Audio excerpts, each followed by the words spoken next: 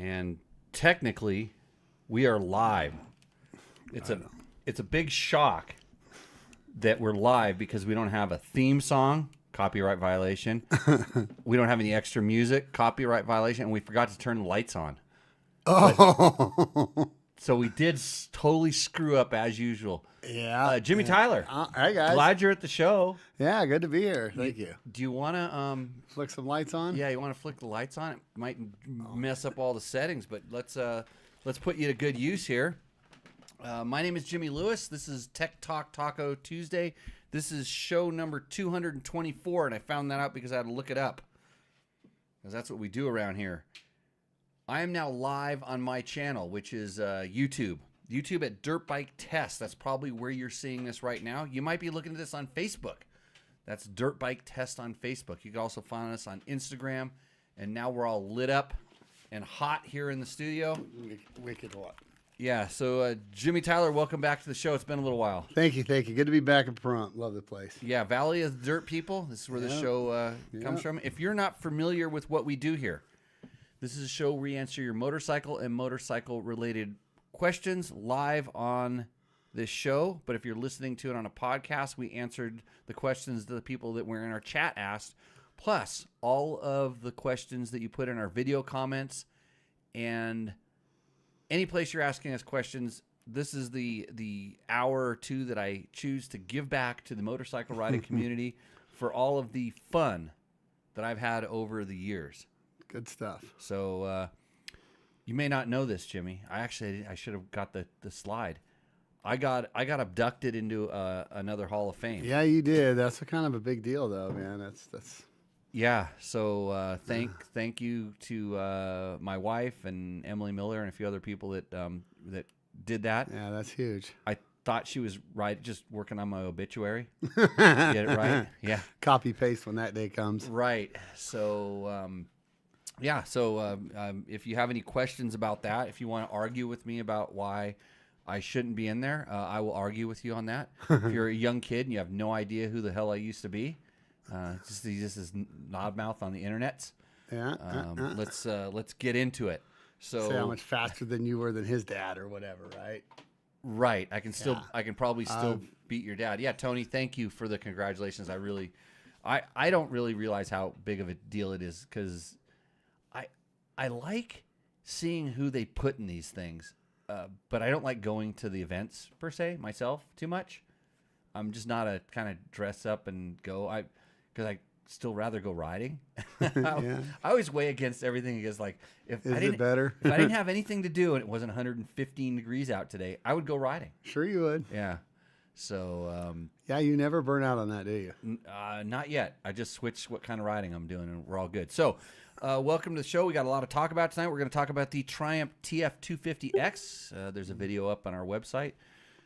We talk about that. We got a 0-hour bike and we started riding it. We're going to talk about, I like to treat all test bikes equal. And and you were there on this nice day when I blew up a KTM 300. 300. Yeah. Well, some of the other dirt bike test boys managed to blow up a Beta. So we're gonna dive into that tonight on the show. Which one blows up best? We have a lot of questions on the Big Bear dual sport ride that Trevor and this other kid, I can't remember his name. He doesn't know who I am. I don't know who he is. They raced it and got evidently 8th and 9th overall at the Big Bear dual sport trail ride. We have a lot of questions that Trevor and I ignored, so I'm going to try to get Trevor on. And we're going to try to get those answered. And then we'll answer the questions that you ask. So if you have a motorcycle technical question, ask it in the chat. Of course, this show would not be possible with the help of some of our fine sponsors. Yamaha is our main sponsor right now. In fact, currently our only sponsor, because I let all of the other ones run out. So that's what happens. And if you're wondering why we're going live early, just because we can do whatever the hell we want around here. Nobody's telling us what to do. Not even Yamaha. So anyhow, that's where we're at. So you've been doing a little racing. Oh God, yeah. Oh God, nice stuff. Losing weight. Losing weight is So my back don't hurt. So your back doesn't hurt. Is the racing part of the losing weight program? No, oh, no, that's never been anything but fun. Okay.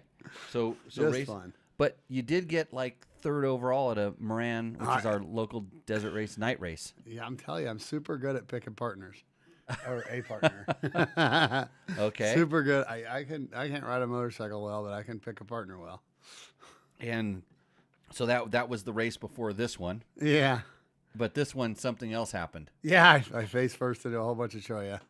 Choya. And it's still living with a lot of it right now.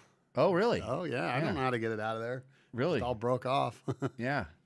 If you're watching on the show, you might see I've helped. That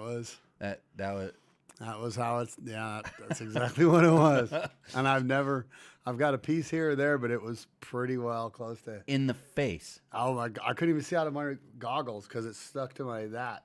And then you can, if it gets there, it's got everywhere. So if you don't know what jumping choya is, yeah. Fortunately, that it was deader than the usual one that you're used to. Right. Not awesome, but better. Yeah, that's me. Yeah. So tell everybody what happened there. Oh, I don't know. It was night, and I just made a mistake, and I got one on my arm, and I was trying to shake it off. Okay, I wasn't really looking.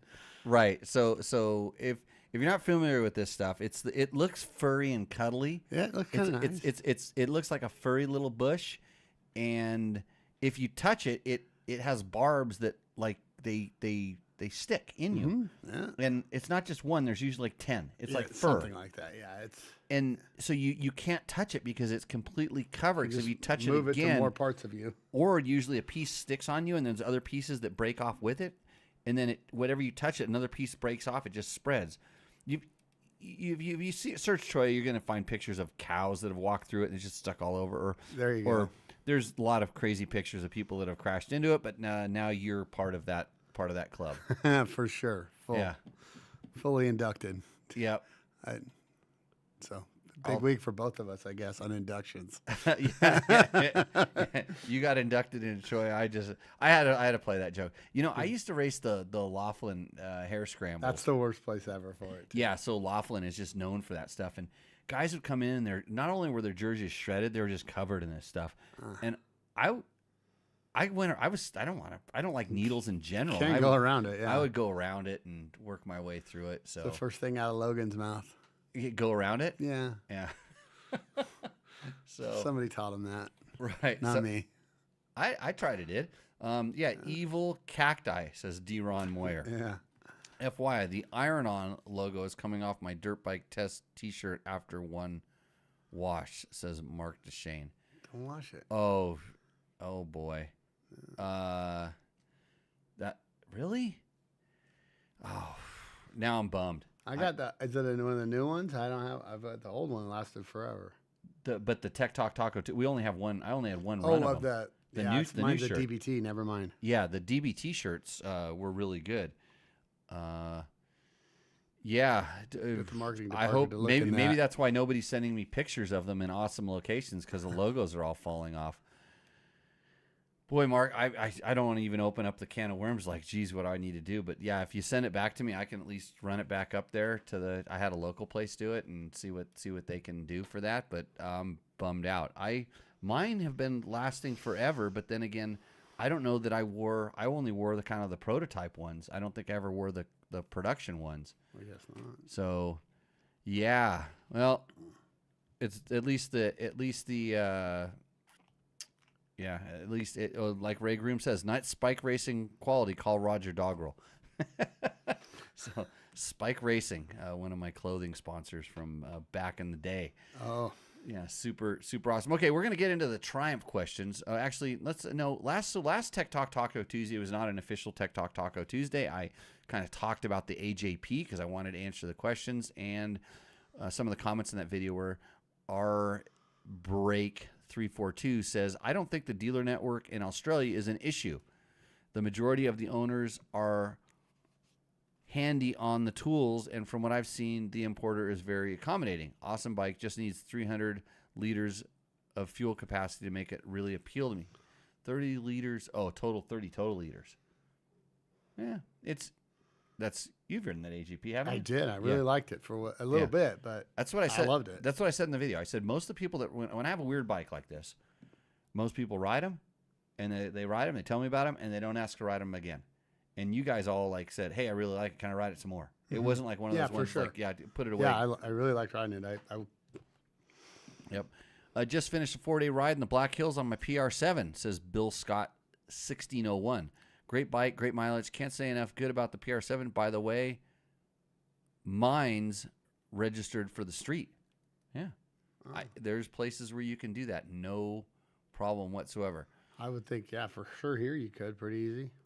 Yeah. They start looking for different kinds of things. Oh, maybe. Yeah. So maybe I should shut up. Last week, I got to ride the new Triumph 250. Yeah. I was kind of excited just because new bike. I've ridden their street bikes. I know that they understand engines. They know how to make power. And so it was interesting to kind of look, I've seen the bike on display a few times and looked at it. I'm going, I kind of see what they're doing. I know some of the people that are involved in the design and development, and they're all sharp people. And I'm like, I kind of more interested to see what they came up with. Like, where did they go? Mm-hmm. Because they started with a clean slate. And like I said in the video, to me, it looks like they looked at everybody's stuff and said, we're going to come in right in the middle. Okay. We're going to figure out how to, we're not going to try to do anything crazy here or there. We're just going to try to do a little bit of everything and, get around that, kind of hover in that middle thing so that it's not awkward. And I think they did. I was really, really surprised. So Super Beast, LQ 3 foot says, ugly bike, very boring looks. Oh. Huh. Yeah. Okay. In all honesty, it doesn't really look. There's not a lot of flash to it. Yeah, I was kind of surprised. I mean, it doesn't really stand out anyway. It does look good. I mean, you look at it and the quality looks good, the polish, the finishes, the hardware. When you look at it, it looks very KTM-ish, and the bike is built in. I don't want to say Taiwan because it's not Taiwan. It's built in. I have a picture of the damn thing on the headset.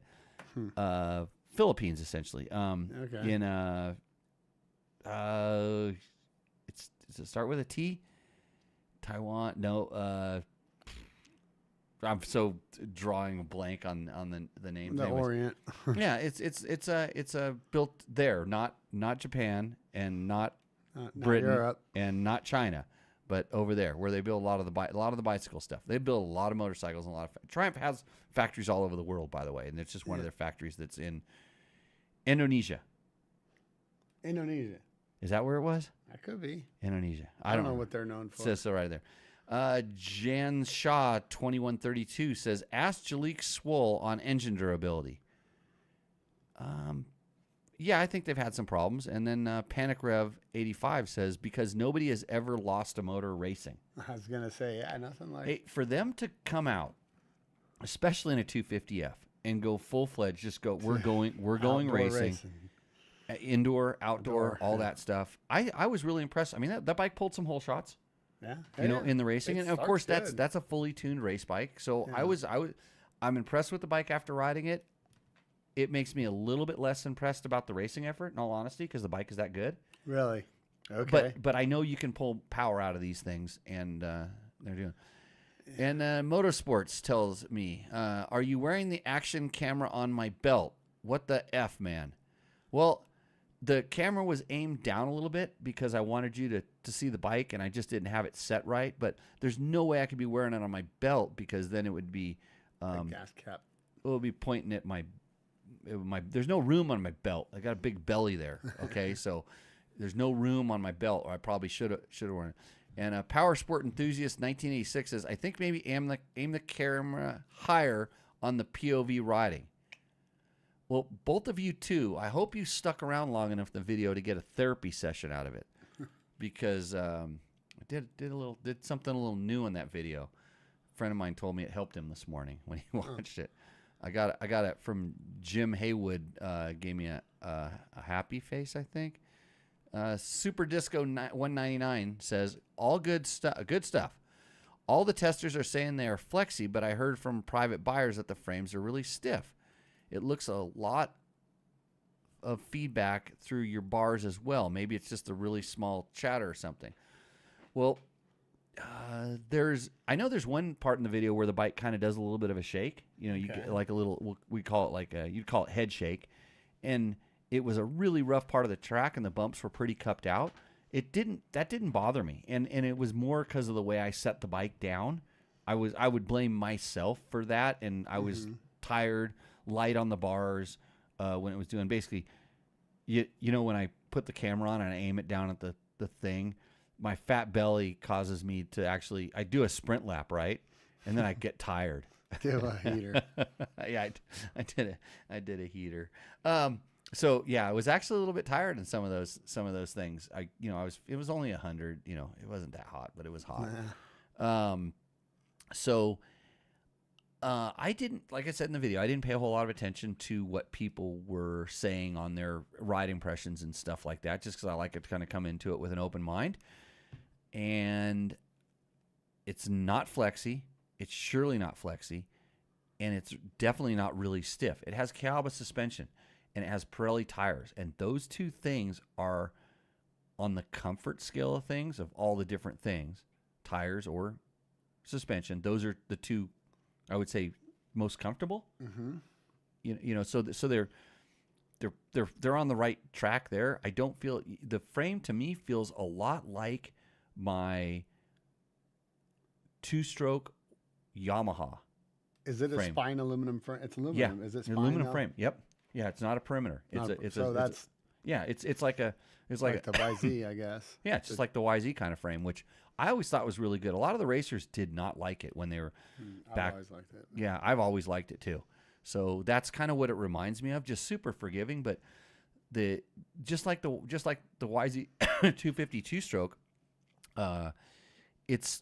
it gives you a lot of feedback, and that was one of the things I was mostly was probably the most impressed with, was how much feedback in that you get from the chassis. In other words, you can feel when the bike's going to do something. It lets you know. It's not like I used to have a big problem with Suzuki's where they would just for no reason just light up and you'd lose traction, and you're like, I had great traction and it was just gone.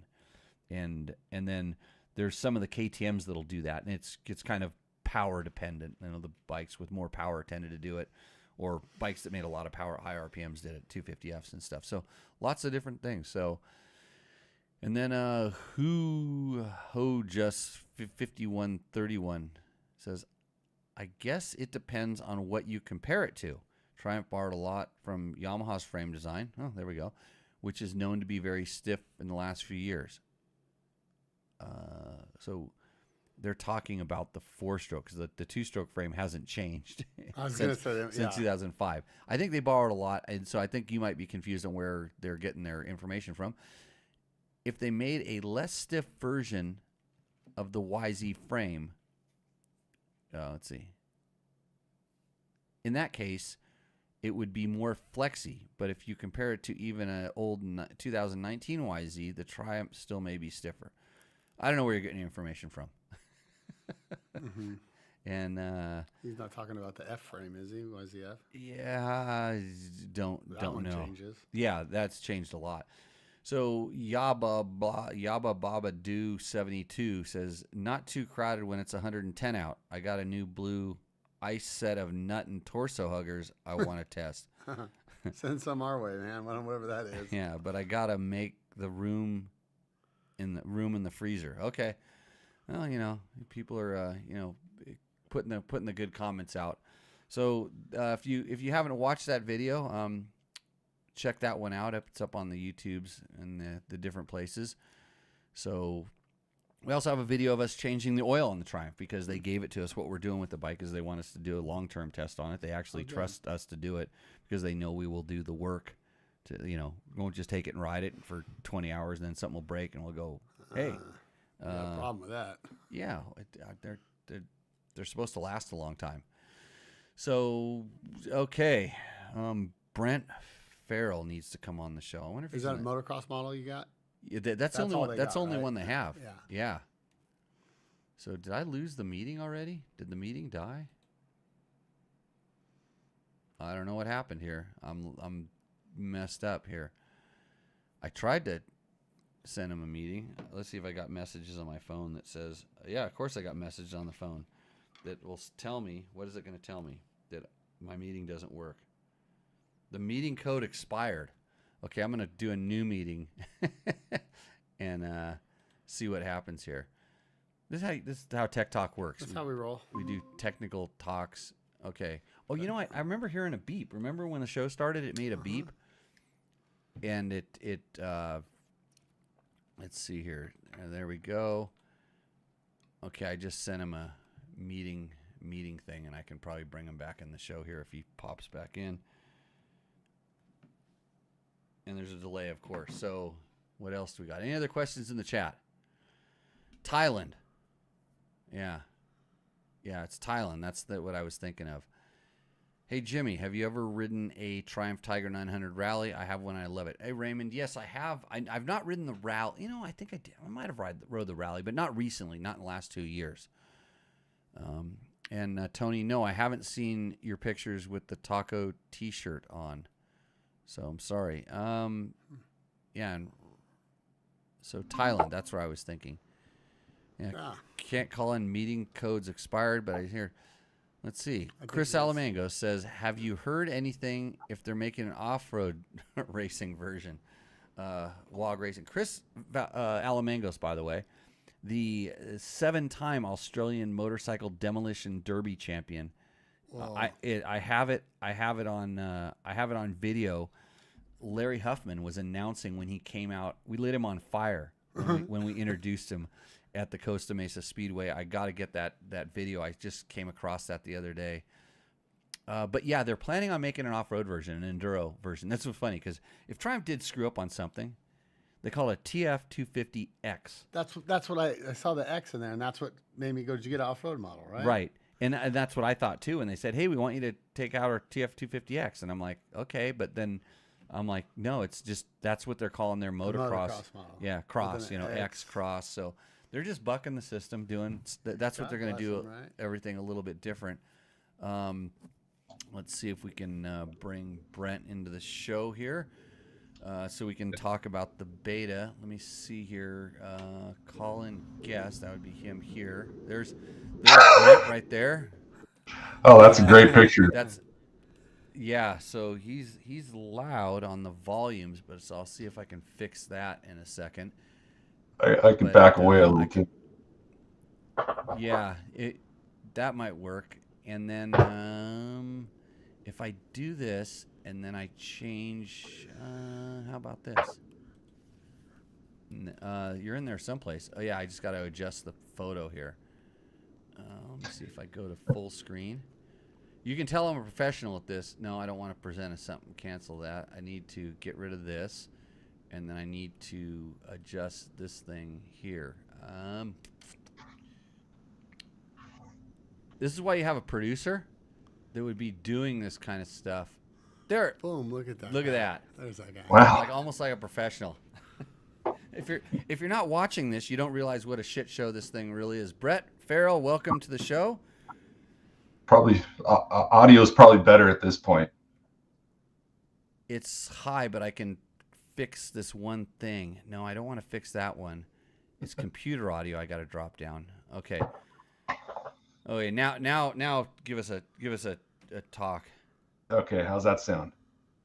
Much better. Okay, we fixed it. Not blowing your eardrums out, your headset? Yeah, actually, I just fixed yours too. Yeah. There's a lot of buttons in here. We didn't even turn the lights on to start the show. So many buttons. Brett Farrell, one of our esteemed dirt bike test riders. How did you blow up our Beta 250? Let's just get right to it, huh? What did you do wrong? Well, we just wasted 2 minutes talking about how to plug you into the show. We might as well get to the point. Well, I guess we tested to see how it would perform with a limited amount of cooling available. We were able to run the thing completely out of water. It never actually stopped running, but it did do some damage to itself, and made it back in albeit substantially hotter than it was designed to operate at. And it was probably within a few seconds of turning a lot of moving parts into one solid part. But luckily we shut it off just before that happened. So the only reason I'm giving you a hard time, we talked about it before you came on the show, is that we like to treat all our bikes equal. And so when we had our 2024 KTM, which you rode that bike as well, Jimmy and I were out riding it, and it came to a rather abrupt stop. Yep. And I was pretty sure it ran out of fuel. And then I looked, and there was, I knew they ran out before they totally ran out. But then it was kind of weird, laid it over, it didn't sound very good, but it wouldn't really start, little low in compression. And then I did the oil. I knew it was the oil out there, right? Or did we get home before? No, we knew out there. We knew out there, we yeah. figured it out there. Yeah, I realized that I'd run it out of oil. So welcome to the club. Just trying to treat all the bikes fair. But here, what's the amazing part about that when you finally pull it down? Well, actually, the thing looks pretty darn good. I mean, I don't think I've seen a motor that got this hot that didn't cause itself an enormous amount of damage. So, we ran the thing out of water. It turned out that it appears that the thermostat housing just started weeping. Can't really figure out exactly why, but don't see any cracks, don't see any reason, but you can, even without pressure, it's slowly dripping water out of the thing. So of course you put it under pressure, it was probably spraying. But as you can see I see some of those pictures scrolling through, it really doesn't look that bad. Although if you look at a couple of things like look at the pin there, how blue that thing is. Yeah, the pin got warm. And then like you were talking about, the bearings on the power valve are stuck. Yeah, melted those hoses. Right, those are the vent lines off of the power valve chamber there. That's hot. And thing got so hot it melted through that, melted through the the clutch line there, melted through the wires coming off the stator. Yeah, this thing was glowing. Glowing. Wow. And the good thing, it was a night race, so you could see it. Is that power valve broken, or does it index? Oh, the pins go through it and hold it together. Yeah, pretty interesting. It took a little fooling around with it just to figure out how it was actually, kind of put together in there. And it wasn't too hard, but we got the pins out of it, and then the whole thing kind of slides out. But the bearings, you can't quite see it in that picture, but those bearings are got so hot that they've ceased to be bearings is really what the situation is. So Right, and so the bearing thing, I wouldn't be surprised if the two-stroke oil that's all up in that power valve and stuff didn't kind of crystallize and lock the bearings up. I wouldn't be surprised if you can actually break those bearings free. You were thinking it might have been some of the if there was a bearing cover, or like a rubber or seal on the bearings. I don't know that those bearings are sealed, but I wouldn't be surprised if it's just the oil turned into a carbon, more like a carbon thing. And instead of being malleable, it's a rock. Yeah. So that's the thing. But so the failure point was someplace in the thermostat. Yeah. The thermostat sits in that housing, and then there's a rubber or just an O-ring that goes around the outer perimeter, just above that, and then the cap of the housing crushes against that O-ring. It actually seems like it's all well intact. It doesn't appear that there's any reason it would leak, but it's, like I said, even without pressure, it was sitting there dripping away. So that did it. Yeah. There's Jimmy raced out in where's Searchlight, right? Yeah. Yeah, he tackled a Choya. So I fixed his photo there. When I saw the picture of the piston, I'm like, send me a picture of the cylinder head, because I wanted to see how much it might have detonated, or because I heard it was detonating pretty good. Yeah. But it's kind of a testament to really how well these bikes are built these days, Mm-hmm. that they can take, because all you hear about is like, oh, my bike seized. And so like if we weren't being transparent here, we would just say the beta sucks, they all break because it has a thermostat on it and it grenaded. And then you would never see like I said, the photos that we're showing and the different pieces. I don't take thermostats off my bikes. I leave them on, but we are on this bike going to get a hose kit that eliminates the thermostat, just to eliminate the point of failure, because you guys are planning on, well, now I heard your plans have changed. You know that I have a 300 and you got your eyes on that sucker for the 24-hour. Yeah, that's we heard that might be available. So if a 250 is good, a 300 is even better, right? Right. Yeah, as bigger is better. So I have to do a couple little tests on the I'm not even showing the damn photos. I thought I was showing the photos for the thing. Now I lost the scene that shows it. Is it this one? Nope, that's not it. That's that one. It's right here. There we go. There's the top of the piston after it was kind of cleaned back off. But you guys tested the thermostat, and the thermostat actually was still working. Like when you put it in boiling water, the thermostat did its thing. It was just something in the housing allowed it to lose water. The race was what, 100 miles? How far did you guys get? Yeah, maybe. Let's see. It was 3 hours long. We made it about hour, or well, actually probably a little over 2 hours. But one of the other guys was riding a different bike, so when the beta came in suffering, we just jumped on the other bike and continued on. So it still worked out okay. But even what you're looking at there on the cylinder, it looks probably a little worse in the picture. That's just a little bit of aluminum on the nacelle there. I don't think any of that's gonna have any trouble cleaning up. Right, and that's about what my KTM cylinder looked like when I ran it out of oil. It was really similar, and mine didn't get nearly that hot because it was just going, and I felt it starting to tighten up, and I just pulled in the clutch and stopped. I mean, I pulled in the clutch and it stopped running real quick. Yeah. And it was just, I mean, it doesn't take much aluminum to make it stop.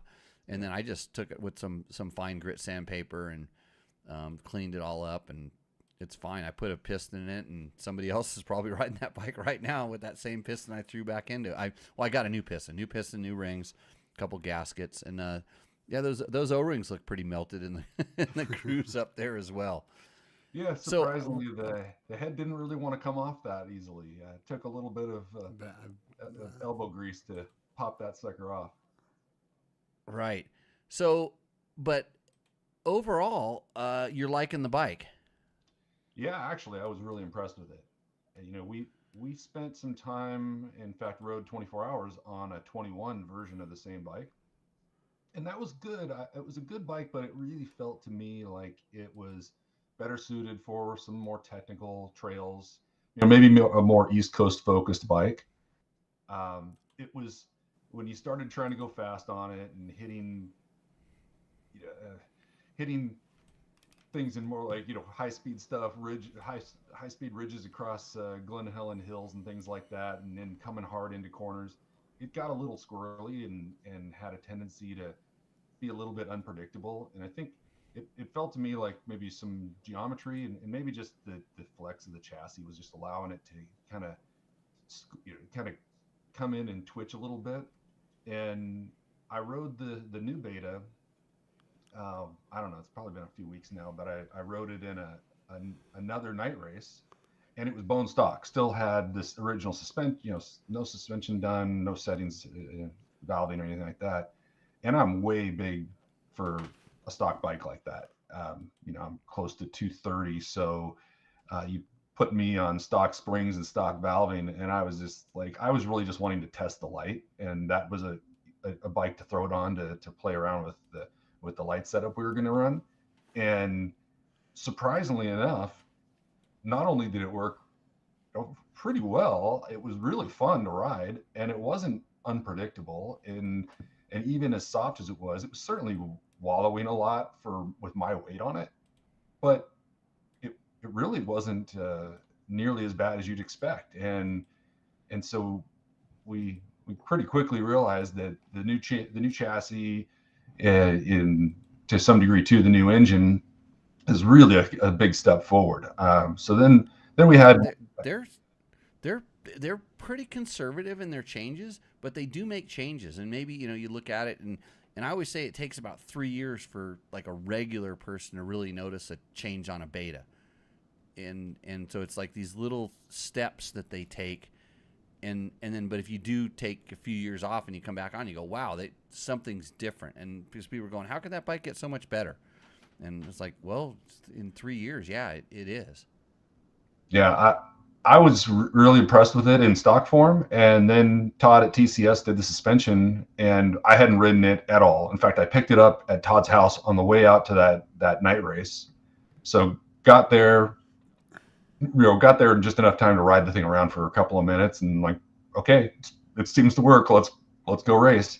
And I rode it, and Robert Bear rode it as well, and both of us came off saying, wow, this thing works so good. I mean, he was even comparing, taking back to Todd some notes about, how it compared to his 252 stroke, his KTM 2-stroke.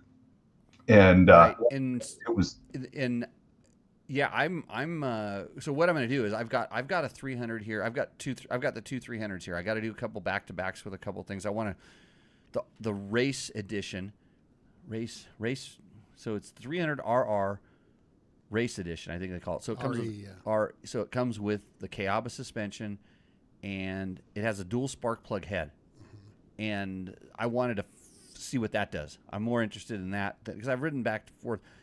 It'll be real interesting to see what you guys think of the sack suspension. I spent a lot of time clicking it and getting it to where it's pretty good. I don't know if it's a full race setup. It might be a little much for racing. Although I would rather race the Beta than the KTM back between those two bikes. And this is with the sack suspension. So I'll compare it to the Kayaba one, and then you'll probably have a couple Betas to play with for the 24-hour. Perfect. Yeah, I'm really impressed with the thing. The one thing I would like to play around with, if we can track something down, is putting a different exhaust on it, because it runs good. The bike's fast. But it's got kind of I got you just with a power valve spring. I got you with a power valve spring and a little adjustment of the adjuster. Like I know exactly what you're talking about. Yeah, it all of a sudden it just gives it it gives it that kind of snap and that punch that you're kind of like feel like maybe it's lacking, but then it has better over rev too. And so it's almost too much snap for me, but I just ride it a gear high. So like on the first lap, I'd probably make the downshifts. Any other lap, I'm up in the gear high and just like rolling it on, and it pulls it where I think stock, it doesn't feel like it wants to pull that tall gear. Yeah, I noticed it's really torquey off the bottom, and then it's got, I guess you come almost a little bit of a flatness right before it really comes on the pipe. And then it pulls really hard. It's a really strong mid-range motor. And then it doesn't really want to be revved. It doesn't over rev well. It's kind of flat. And as long as you ride it in that kind of that meat of the power there, it's fast. It's not a difficult motor to ride, but you have to ride it a little different than some other 2-stroke 250s. So I wonder if that's the 250 more than the 300. Sure. Yeah, and I haven't ridden the 300 yet, so I can't speak to that. But the 250 feels like it would. That's why I said that it feels to me like it would benefit from a more higher flowing exhaust, because it's got a giant muffler. It is straight through. It's not a spark rester, but it's got a pretty small core. It looks like it's a little choked up. I bet a pipe and silencer on that thing would probably open it up. Of course, I don't know. It might change dramatically the overall character of the motor, and we don't necessarily want to lose what it's good at. But giving it a little bit more over rev would to me would make it feel more like a racy 250.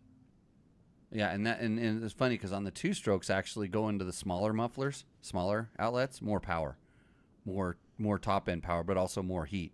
But you guys know how to get heat into that thing already, I guess, pretty They've good. mastered that. Did somebody check the coolant before the race? Did it start full of coolant? Yeah, Okay, it was definitely good, cool. I checked it. Because I filled the oil tank up before the ride, right before the ride I went on. And every time I filled that damn oil tank up, it spilled out. And I was overfilling it. And so I didn't think that this extra little ride that we went on wasn't that long, was it? Yeah, it was. Yeah. 140 hey, miles. we got a simple Jack and Duro says it must have been a District 37 night race, and he also says, explain why you like the Beta over a KTM. I'm in the market for a new race bike. I'm typically more of a 250 guy, but the 300 Beta seems decent. So I'll just blanket say that all those bikes are great, and that's not a cop out. It's the truth. Like, I switched back between them, and it was probably when we were sitting there going, well, which one do you like better? I'm like, well, I mean, if I could be riding down a trail and like 3 times on the trail, I would say, well, that bike would work better in this section, but this bike would work better on that section. They're that close. But for me, and this has kind of been a Beta thing as long as I've known them, the Betas act lighter, and you know this, they act lighter than they scale out at. Yeah.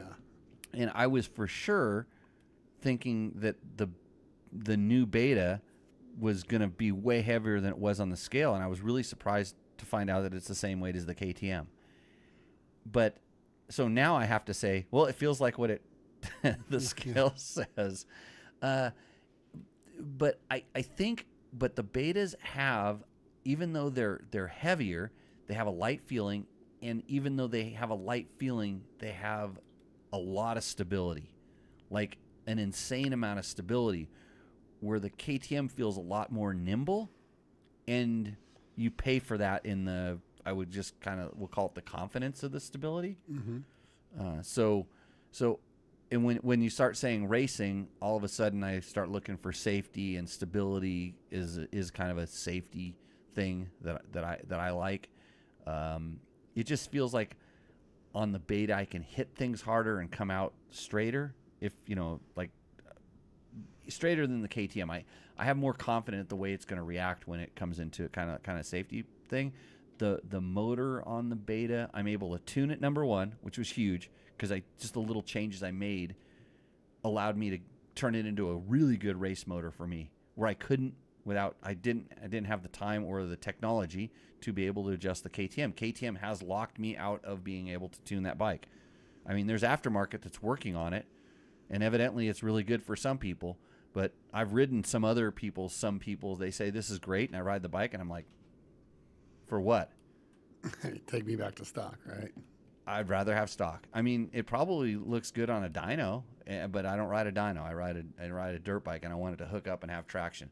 So I think, and then if you're a 250, and if you like 250s and you like rev,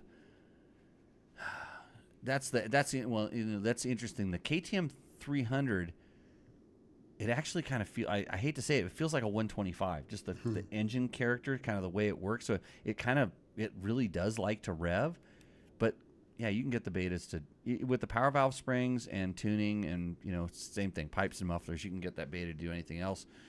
You're not going to be happy with, you're not going to be upset with any of those bikes. But it would be a real tough decision. But I almost think if it come down to it, if I could get the gas tank selection that I would want with a Beta, Mm-hmm.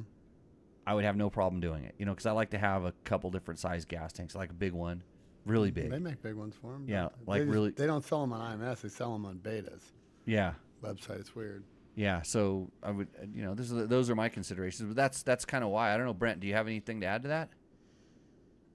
Well, the 250 that we rode has an IMS. If that's what you're referring to, I don't know what the size of that tank is. It seems pretty big.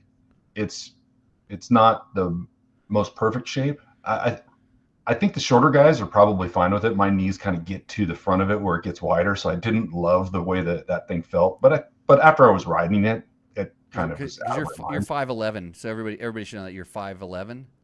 Yeah, and Just round. and That's a rounding error. and Sure. 6 inches. Yeah, yeah. Brent is 5'16". His nickname's Stretch. He's a tall dude. Yeah. Yeah. 5'17". But I think that was something that I noticed in the first few seconds of riding it, and then you just forget about it because it's not like it's got an awkward feel or something, but it just has, my knees with my long legs just extend to a point where probably past where they really expected anybody to be touching that tank. So it wasn't perfect for me, but it's certainly not bad. Yeah. But And, I do Jimmy, agree with what you said about the stability of it. We don't have a stabilizer on that bike. Probably will add one at some point, but right. ran it without one and honestly never even crossed my mind. Like, it was pretty much any bike I ride that doesn't have one, just because I'm so used to it. And every bike I ride typically has a stabilizer of one sort or another. Having that bike without one, my normal inclination would be it's going to feel really loose. It's going to feel like it's deflecting off things, just because I'm not used to that quick responsiveness that you get without a stabilizer. And the Beta feels like you almost wouldn't even need one. I was shocked on how confidence inspiring it felt. Never twitched, never, even with the weight of that light on the front of the thing, didn't even bother me, not even one time. Yeah. Jimmy, you rode our 300, right? Yeah, and I got two in my garage too. 300s. Yeah. Oh, I didn't know this. Well, they're my brothers and nephews and stuff. I know you have a 390. I got my main squeeze is a 390. Okay. I got KTM 300s too, but so you're down with the Beta. I like the Beta. Yeah. Even on the 300s too. Yeah. I just can never figure out the air forks. I just can't. It's not their fault. It's mine. Oh, you mean KTM? The KTM. Right. And that's what the big difference that I just instantly go to the Betas when I and make my nephew ride the KTM. Hey, we got a question from Bob Bitchin here. So it says, "Hey Jimmy, glad to see you're back on the World Wide Web. I have a 2019 KTM 250 XCF. It accelerates off idle with a jerk, as in not smoothly accelerating from idle. I've added a flywheel weight and a get ECU where I retarded the throttle as much as possible and enriched in the fuel mixture until my plug started building carbon. I didn't have this off-idle jerk acceleration with my 2018 KTM 450 SX, and I'm still not happy with the 250's jerk off-idle. My idles are set to stock, and I'd like the engine to brake down mountain, so I don't want to raise the idle speed any. Should I add a clutch weight? Cheers." Well, Brett, you know a little bit about clutch weights. I know this. I don't know that that's going to help that. Clutch weights to me kind of tend to smooth the power a little bit.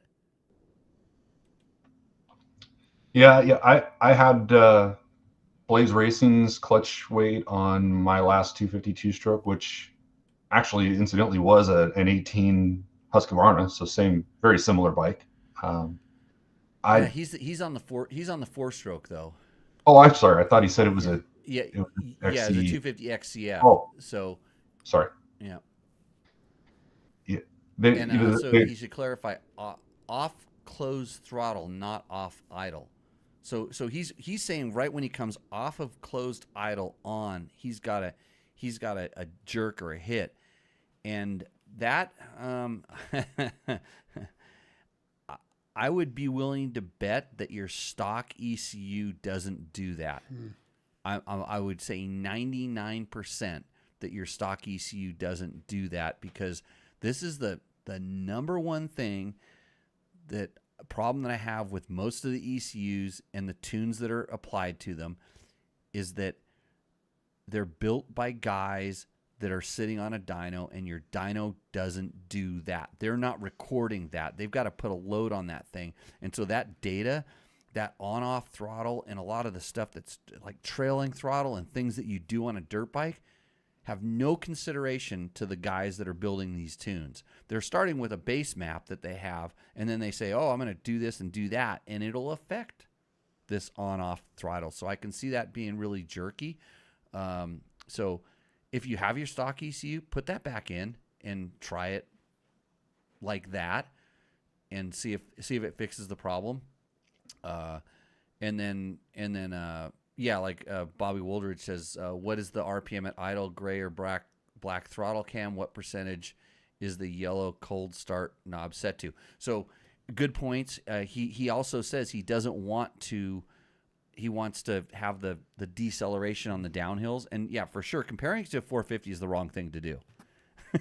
Yeah, especially 250 to 450, bad comparison. You're not going to have the same kind of characteristics. I was selling a bike to a guy today. I was trying to sell a KTM 250 EXC-F, the old RFS motor one, and he's like kind of jerky, and I'm like, yeah, and he's like kind of boggy, and I'm like, yeah, they put a big giant carburetor in a little tiny 250F. It's like hold it wide open, and it works great, which is true. So I'm thinking that when you let's see, so Bobby, I don't know that the throttle cam and all that kind of stuff is as important as pull that damn ECU out of there, put it back to stock, ride it like that, and see if it goes away. And if it does, let me know. Let me know. And if not, then we can start going down some of the paths that Bobby's going down, talking. But if you're curious, if you've messed around with the yellow and the red knob, the idle knob, and the cold start and its air bleed, go to Dirt Bike Test, search KTM fuel injection throttle position setup. We have an article. I don't remember what it was, but it talks about the clicks and how to set that thing. It's really good. I've sent hundreds of people there, and they come back and they say, "Oh my God, why didn't anybody tell me this?" It's in your manual. How do you think I got that information? I copied it out of the manual. I put it on the internet. I talked to some people that know that told me to go look at the manual, and then here's what you do. So Simple Jack Enduro says, I'm a fast 40A guy that can't ride a 300 on the pipe for any length of time. Well, let's see. www.JimmyLewisRacing, Jimmy Lewis Off-Road. www.JimmyLewisOffroad.com. The best modification for your bike is a better rider. I will tell you how to hold that 300 wide open. Right, Brent? That's right. Come on. Yep. Oh, wait, hold on. There we go. Yeah. You remember that time we raced, that last time I raced? I do. I rode a 300 one of those things.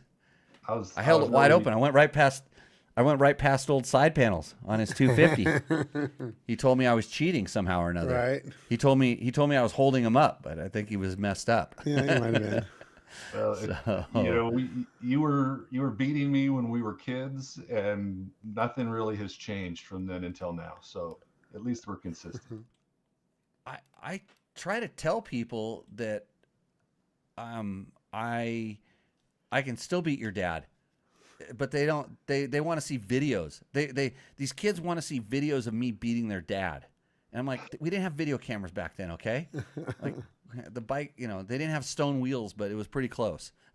So I don't remember you videoing a lot of racing. Other things, sure, maybe not so much racing. Yeah, well, we had a camera that we could put on our helmet as we're getting shit for putting somebody said I was wearing my GoPro on my belly, and I said if there was one on my belly, it'd be just bouncing around all over the place, flopping.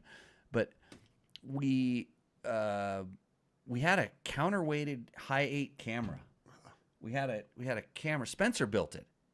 Spencer Bloomer built this. It was an aluminum box that we put inside of the camera, and then there was a lead weight on the other side. Yeah. on a helmet. We bolted it all together, and so we had some Pro-Go footage, if you want to call it that, back in the day. But yeah, we videoed a lot of our antics. You don't want me to publish those. I definitely do not.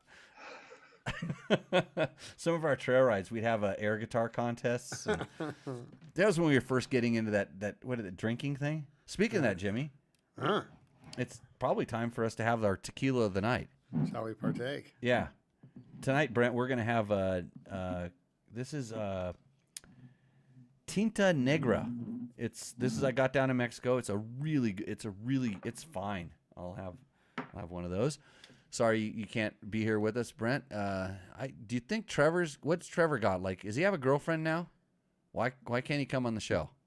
I don't know. I don't know what his conflict is. Because do you want to stay here and try to explain what he was thinking when he was racing the Big Bear dual sport ride? Because we have a lot of questions on our channel about this particular thing. We have 117 questions. Wow. That we're gonna that's fantastic. we're gonna kind of run through here if you're interested in helping us out here. How is that? That is fantastic. Sure. Well, That's the are best the one I've questions ever all had. about the dual sport ride? It's all about them riding. So if you're not familiar with what they're talking about, so Trevor I know. Hunter and some other kid, I don't know who it is. I'm explaining it to the audience. Tyler Belknap. Here, who? Tyler Belknap. Never heard of him. I know I used to beat his dad all the time, but I don't have any videos of it. So Potter Portrait says, and I just touched something on the screen. Rider mods, always the best mod. Looks like you all had a blast. I think Trevor had a blast. Yeah, it looked like it. Okay. Do you want to read these questions, Jimmy? Can you see those things? Yeah. Okay. Guys are killing it today. Okay. What's Pitchwife 7573 say? Next time, do it on a DRZ. Smiley face. Great video. This is I kid you not. This tequila. So good. By the way, here we'll hold it up to the. You hold it up to the camera. I'll take your choya off your face. Maybe.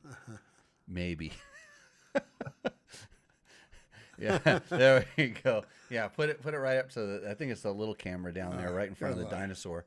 Yeah, There's stuff. actually, you could probably just set it right there. Let's do it. There we go. And I need to get a commission on these because it's hard to get. I almost got arrested by bringing this up. We just can't go to Lee's and get that. Well, no, you can't get that one at Lee's. We should look. We should look though, but I don't think they're bringing it in. Next question. The Evanson 621. 6281 says. 6281. Thanks for doing this. Everyone is always hating on my 300R. You both are awesome. If I ever catch you, beers are on me. Okay, so the Evanson's 6281. Trevor and that other kid can't drink because Trevor has genes in his blood that I don't know where they didn't come from his dad, but he can't drink. Really? Yeah, and then the other kid probably shouldn't drink. So you should just get the beers to me. Yeah. Yeah. Go to Mexico and get one of those. Yeah. Ride or die they retiring 2 Trans X382. My guy. Yeah, my guy. Mm-hmm. Like you make a screen name that's that long. And a comment that short. You have a screen name that's that long. I'm gonna try to. I can put these up on the screen possibly, but I've probably messed something up, so I'm not gonna. Whoa, race car outside. Mm-hmm.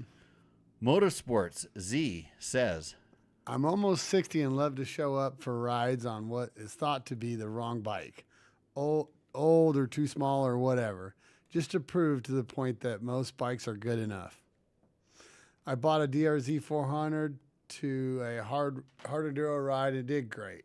I used to roll up on hard rides on an 85 Husky WR 400 and people thought I was crazy. They didn't realize how good that bike was and how fun. yeah, Paul Torres raced a Tenere on the Erzberg, so. right. Didn't go very well. No, but it went. Well, you see him on the prologue today? That was kind of cool. Oh, is Romaniac's going on? It's cool. Watch the prologue. Did he win?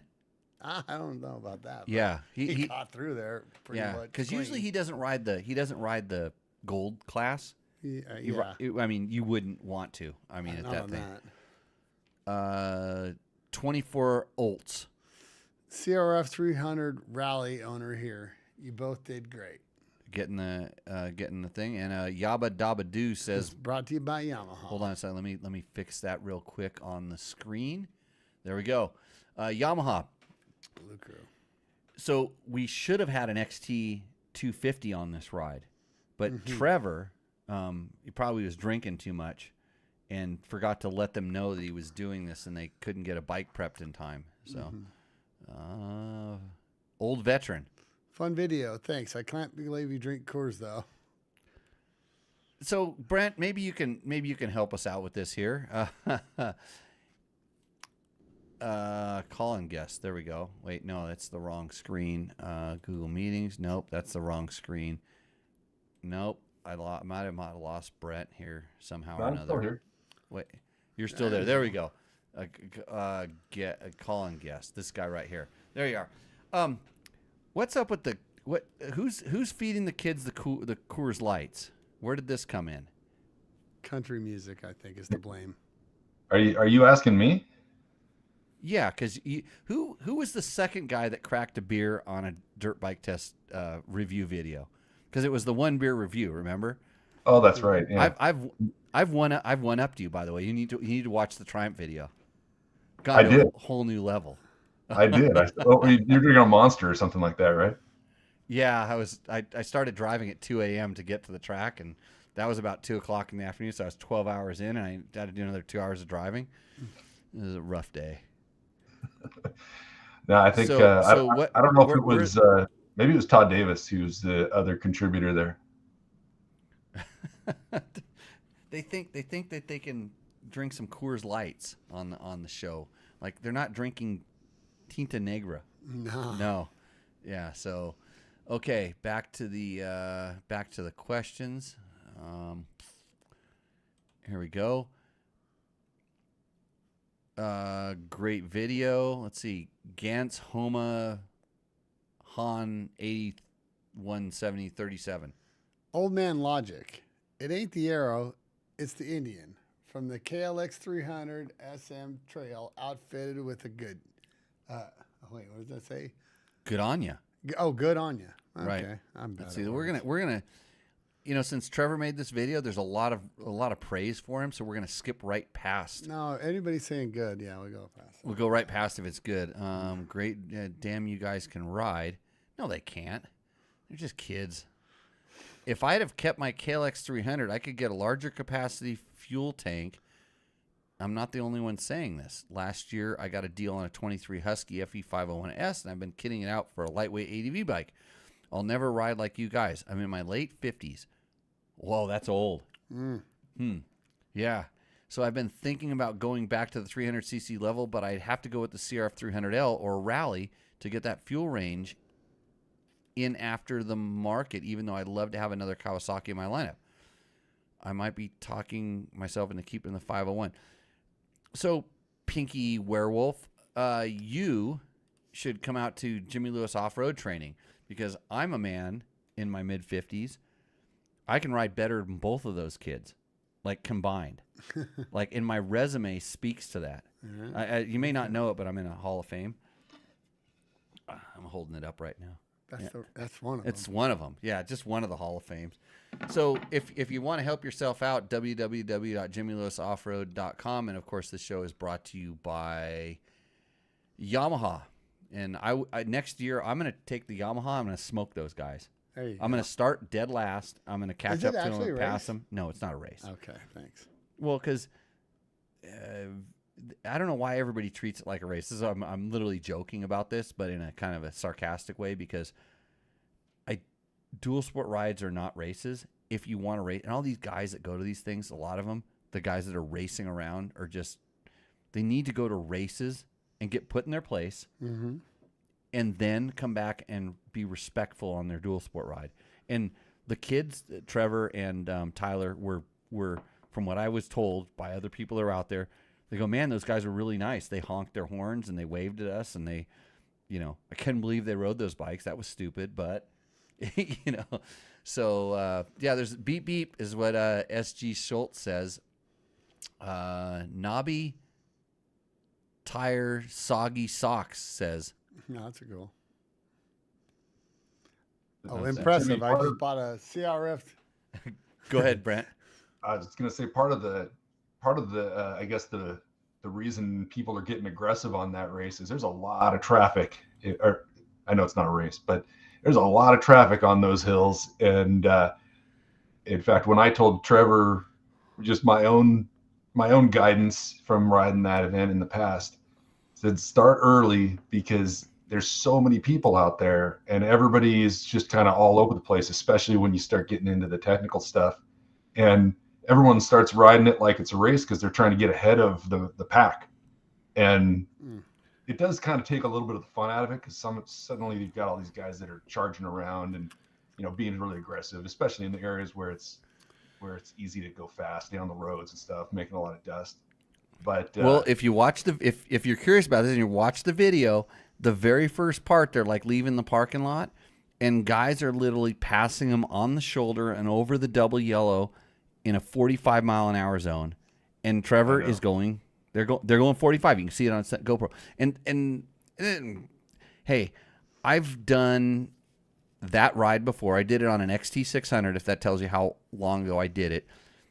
And I finished the hard ways, whatever it was. Guys, riding ability trumps over anything you can do to your motorcycle, period. Just period, end of story. Sure, you can take the complete wrong bike. Like if I went and tried to take an adventure bike and I could do the hard way. It wouldn't be very fun, and I sure couldn't go around guys very nice. But if I was on a little bike like Trevor, those, you can ride them over things. They're easy to maneuver. The power is controllable, all these things. But when it kind of comes down to when you were, when you're on these rides, you've got to kind of know your size, and a lot of guys don't know your size. And I've been on industry rides or whatever. You pull up and there's like a bunch of guys parked on the trail, and you're like, what's? And you just see dust flying up, or just a bunch of people stuck on a hill, and it's like, hey, let me by. And I know everybody wants to get by, but no, I can just ride around and I can just pick my way, and I can start and stop on the hill that nobody else can because I have throttle control and clutch control. I'm not saying I'm like this great rider. I've just practiced this a lot, and I know I can do it. I've experienced, I've done this stuff before. That's not the hardest thing I've done. In fact, I'm looking at it and I'm going, why are you guys parked all over this hill? Because, they had ECUs on their bikes. No, just kidding. Big bore kits. Big bore kits. I don't know, all this stuff. But when you're on these, you understand where you're at on these rides, and kind of know. I always say, just know your size. Just understand where your abilities levels at, and if you're not going to be able to go up there and you don't know that you're a better rider than the guy in front of you or something, you're not going to get out of the way. But I'm like going, hey, just kind of like let me work my way up through here, and wander my way up, and then you just ride right up the hill. And usually I'm riding by guys and go, hey, quit spinning your tire. You ride right up that. As you're riding past them, it's like you stop and they're like, digging a hole, making it harder for everybody else behind them. It's like, this comes to trail etiquette and all this other stuff that and the only reason I'm saying this is I've been doing it for a long ass time, and I've seen all the scenarios. And so, yeah. Anyways, poor Trevor. No, they did good. I told them to start last. I literally told them to start last, and they probably would have finished in exactly the same spot. Because there's probably, if they finished 8th or 9th or whatever, they were 8th or 9th finishers on this thing, there's probably 7 riders that were similar skill leveled above them, and that's what really determines. It's not the bike that determines or any of this other stuff. It's just like where your skill level is on something like that. So, okay. I got questions in the chat that I'm going to get into. What does Lowbrow want to know? Hey, Jimmy, glad you mentioned throttle cams last week. Remember from your glorious D37 125 days that those things are pretty much wide open or not? Question mark. Small displacement bikes, 125s and or 250Fs, they kind of have, in racing world, they have one throttle position. It's on. And if you're off, then you're going slow. And so that's why I still like riding 125s, because it's still that way. I turn the throttle and I quit thinking about it. I don't have to worry about that one input anymore. That's why it's really good. He said I just finished making a 45-degree turn throttle instead of the usual 7-degree. It works awesome. Less wrist motion to wide open. And I was talking about this on the show because I thought I would like a smooth, because I always claim I like smooth power. I like a really aggressive throttle pull, but it might just be that having to turn a throttle that full turn is too much. If I can just make less adjustments with my wrist, it doesn't go. What does Paul Brinson say? It would make sense the better you are at throttle control, though, the more aggressive throttle cam you could run. Yeah, and then So maybe not for the beginners, let's say. Is that a good way to put that? yes, that I would agree. But that was one of the, probably out of all the products that I tested, one of the things I was the most shocked at was how much I liked a really, really aggressive throttle cam. And it was kind of, I tested it in dispute almost. I didn't think that was going to have the effect, but that's why you try different things. You test different things. Paul Brinston says, I hope your app having a great night. Just was looking at some old magazines in my collection and pulled the Racer X mag with Jimmy on a CR60 and a half pipe. All smiles here, buddy. I just posted a photo of that on Instagrams or something I like saw that. that. Yeah, that was the Racer X paper, the newspaper. It's like Cycle News, but it was okay. And it was back when Davey Coombs was riding. Davey Coombs was doing weird. I guess I couldn't stuff. tell you were on a half pipe, but Yeah, it was on a half pipe. I couldn't tell them whatever the picture. Yeah, it was a half pipe that was in the backyard because I always wanted to have a skateboard half pipe, a motorcycle track, and the bitch in his shop in my backyard. And I've How'd you get? worked on it. Luckily, I got there. So thank you. Lowbrow, well, Jimmy, you would love this throttle machined out of a block of billet. I will send you photos. Yes, please do. We will do that. So back to the video comments here. Cool ride, guys. There's a reason. Ron Lawson, that guy. Wait, is that the Ron Lawson that we're thinking of? The guy who gave me the Beta, the 300 with the dirty air filter? Let's see, Mr. Passat. Well, the frame is damaged at foot peg at 2713 mark. Oh, there must be a clunk in there or something. Probably got a little kiss. Yeah. Let's see. James Weatherin 2376 asks. Wonders if we would recommend this bike for a heavier rider, 210 pounds. I think this is awesome. So can the bike take you where you want to go? Absolutely. Like, I'm 200 pounds. I could hop on that bike and it will go pretty much anywhere that almost any other bike that I would hop on would go, with the exception of like soft hill climbs in that horsepower robbing hill climbs. Not like the hill climbs you're seeing in this video that have good rocks that you can ride around. And if you don't spin your tire, like you would be, we ride TTR 125s up on the mountain.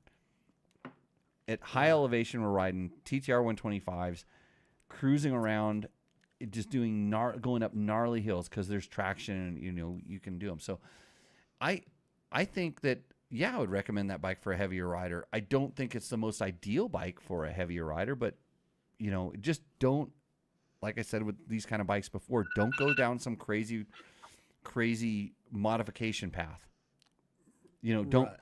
Don't buy it and think you're going to modify it into a KTM or something like that. Don't do that. Kind of lose reliability on that. Let's see. They want to see more of these vids. Keep it up. So Brent, next year, what are you riding in the Big Bear Trail Ride? A Ruckus? Yeah.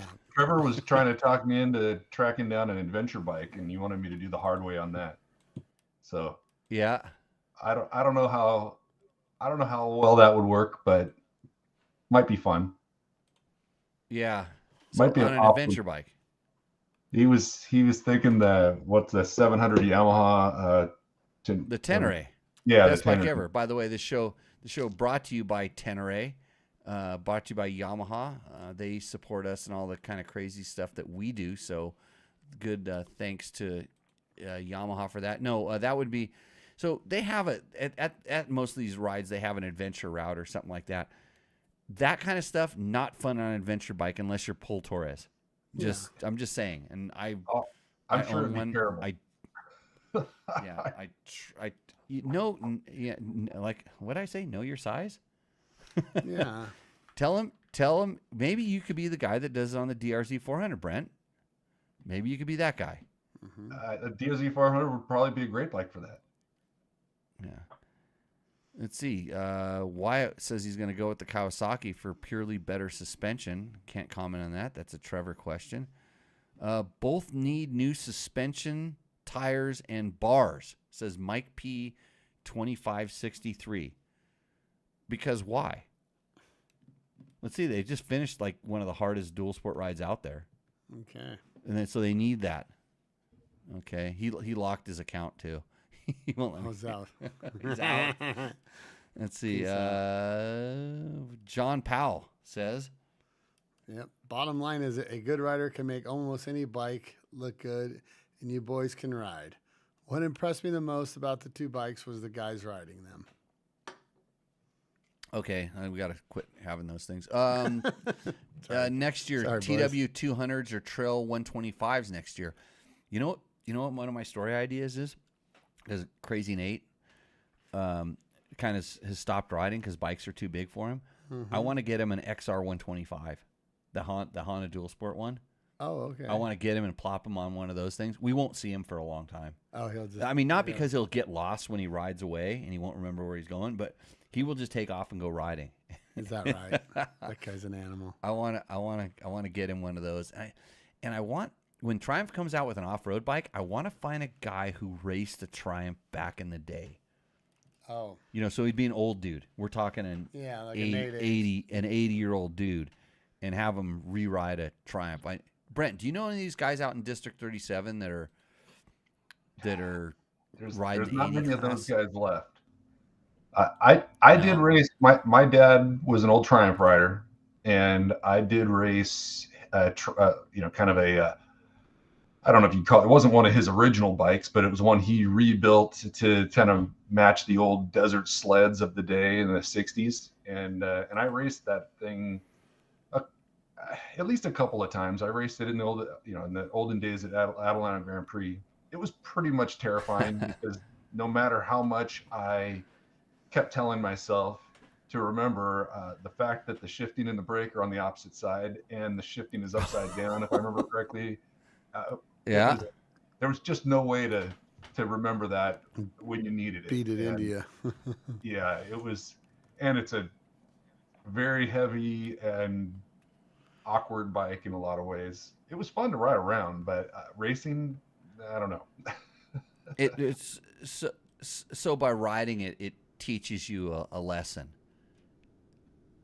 Yeah, I mean, the first thing you think is, I can't believe the guys that used to go fast on these across the desert. I mean, that had to really be something. Yeah. So, yeah, maybe that's a bad idea. I don't know. Find just somebody that has some Triumph kind of history or something like that. Let's see. Maybe Leroy Miller. I know. You know what? Sorry, he passed. I was thinking Chuck's dad. Yeah, that's the problem. Is like you start thinking of all the different guys that used to ride these things, and it's been a long time. So, what is this? What does David in LA 424 say? Amen. Let's get in all else class. Hell, guys are running Harleys with knobbies and National Hare and Hound. So a wackier the better class for this. I'm all in. He says, proving what can be done, absolutely well done. Payne's rides, 3616. I'm setting up my DRZ 400 for hard use because it's the bike that I currently have, and I like the damn thing. Good enduro tires, HD tube, rim locks, protection parts, springs for my weight, lower gearing, IMS pegs, and some weight reduction. The bike will do anything my buds do on their enduros, and if I don't have to pick it up much, it's somehow less taxing to ride. I will probably get another KTM 2-stroke someday because of the lighter weight, but I'm in no hurry. So when I listened to what he just said, I watched what he said. That's just a regular dirt bike dude. Sure. Like he's got his bike. I put some stuff on it. I can ride as good as my buddies on my bike. It's fine. I'm gonna get another bike later. This is the real world, and we're so in our. You're like, right. I need the latest, greatest, best, this, that. I have to have the other. It's all better to just ride whatever. Whatever. If you got something there, ride it. Yeah. Paparazzi says, if there's a Big Bear Trail Riders tequila plaque involved, you would fill it, and Jimmy will come to the Big Bear Field of Dreams ride. I've already done it. Yeah, but for sure have a and his little emoji thing is that dog that used to ride. Can you see that? It's hard to see. Oh, I know It's that dog that that did dog, Baja or something. Yeah, like the that. dog that did Baja. Kooky. Yeah, so Quads and Garage. Quad Squad Garage says. Oh boy, this is the exact video I was looking for. Oh, if you're Quad Squad Garage, why are you watching CRF 300? Maybe he means he's got a 4-car garage. Let's hope. Oh, really? I'm trying to Because give the guy. you're giving some. Because like if you're a quad dude and you're watching like CRF 300, do you lose your man card at the quad at the dunes or at the quad show? They didn't take away Like, your Loud Brothers exhaust or what? Let's see here. Let's see. What is? I don't know what this says, but Chris Manley 5656. Cracker vid. Rich Larson did a review. Is that a good thing? Is a cracker vid good? Yeah. Like Okay. he's a Cracker Jack. vid. Yeah, cracker. Yeah. You blocked me. Oh, sorry. I was trying to read the comments about me. Yeah. I'm talking about me. Cracker vid. Rich Larson did a review of essentially trail riding a KLX 230. He absolutely crushed it on that little whip. I'm one of the idiots with a 450. Mine's a 13 Berg, and I've had it for about a year. I would have fit right in 10 years ago. Top of the heap 10 years ago, man. Right. So he's riding a Husaberg, so that's good. Yeah. That's. Hold on a second. I don't have Bell within reach. We we used to do the Husaberg. Oh no, there it is, right there. Yeah. Yeah. We talk anytime we say Husaberg. Dang, I forgot. Hey, if you haven't noticed, Jerry Bernardo wrote a book. That's a funny dude. It's called Coffee Brewed with Graveyard Mist. You know, I used to make Logan read a poem out of this. Thing. And I stopped doing that because I didn't want him to have bad dreams. But if you want to, I dare you to read this book. It's on Amazon, of course. It's Coffee Brewed with a Graveyard Mist. It is a collection of poems and stories that throw the emotions of life and death into a blender full of piranhas and crayons. Colorful but biting.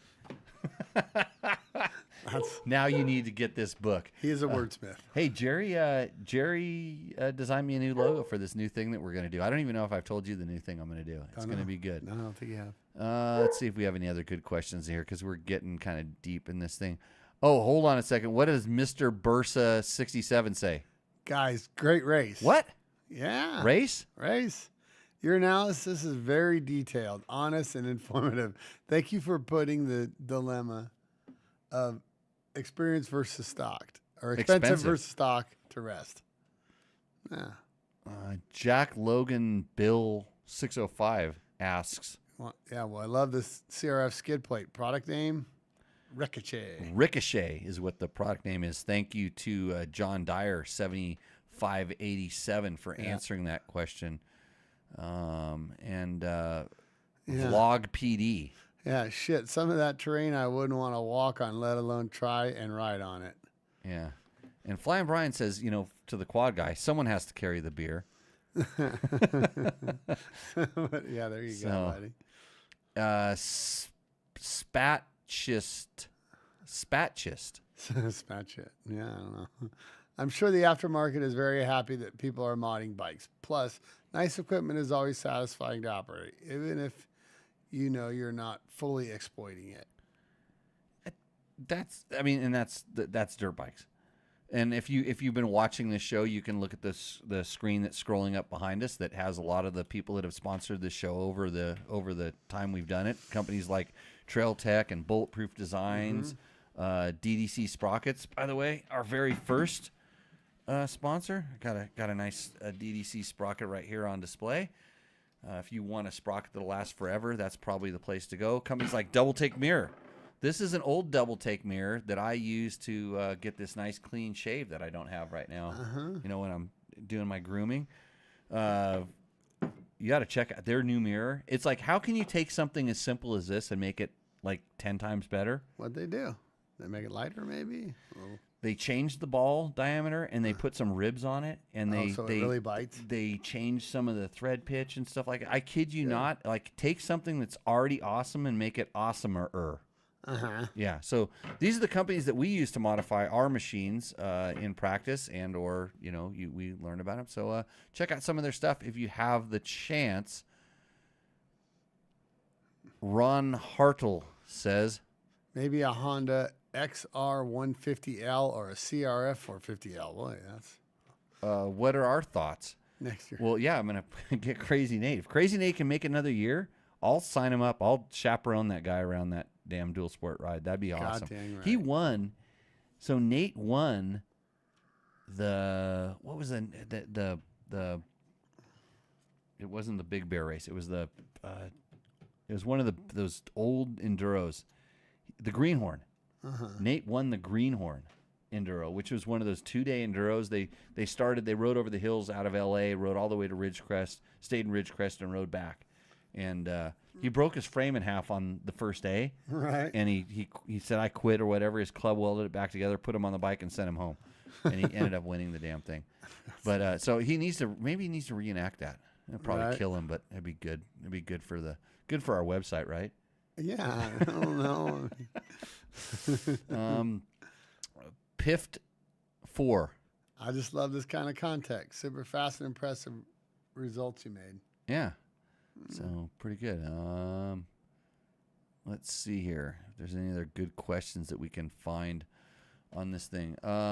What does Ole Christopher 467 say? Just goes to show you it's all about the rider. Time and time again, you prove how capable and well-rounded rider you are, Trevor. And kudos to you as well, Tyler. Okay, we're not going to compliment on that. We're just going to go away. Yeah, he said there's really nice things about him. What is Trevor, at a birthday party or something, or a date? Do we know, Brent? Aren't you supposed to be watching him? It wasn't my night. Don't know what he's up to. Yeah.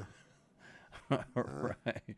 Yeah. So back to the comment. So this video is actually doing really good, and one of the things that I've actually typically done the higher view videos. So this is like a thorn in my side, the fact that they made this video and they're getting all this. He wants to go out and race around, his big 6 Grand Prix and doing his desert races, all his little videos of him getting smoked, getting passed by Skylar Howes and roosted for like an hour and a half when he could have taken him out 5 or 6 times. The door was wide open for Trevor to take out Skylar on that factory rally bike. Okay. He didn't do it. Like the start that he took at that last night race was horrific. You can watch that all on Trevor's channel. It's what is it, Trevor Hunter 224 or something. You can watch that. But so this video is actually getting really good views, and so now he's going, what does this mean? I have to go ride dual sport rides on crappy little bikes. I'm like, oh, let's wait. Look, that's your career path. Well, he's got the build for it. He's got the legs built for a bike that's that size. Yeah. Right. He is size for those bikes. He does complain about the seat heights. Some of these things. Yeah. If I went and rode that thing, that would. I can't imagine that getting far before my knees would lock up or something.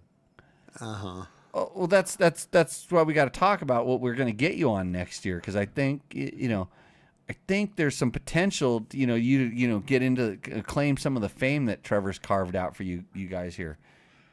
So maybe you're on the XR 150.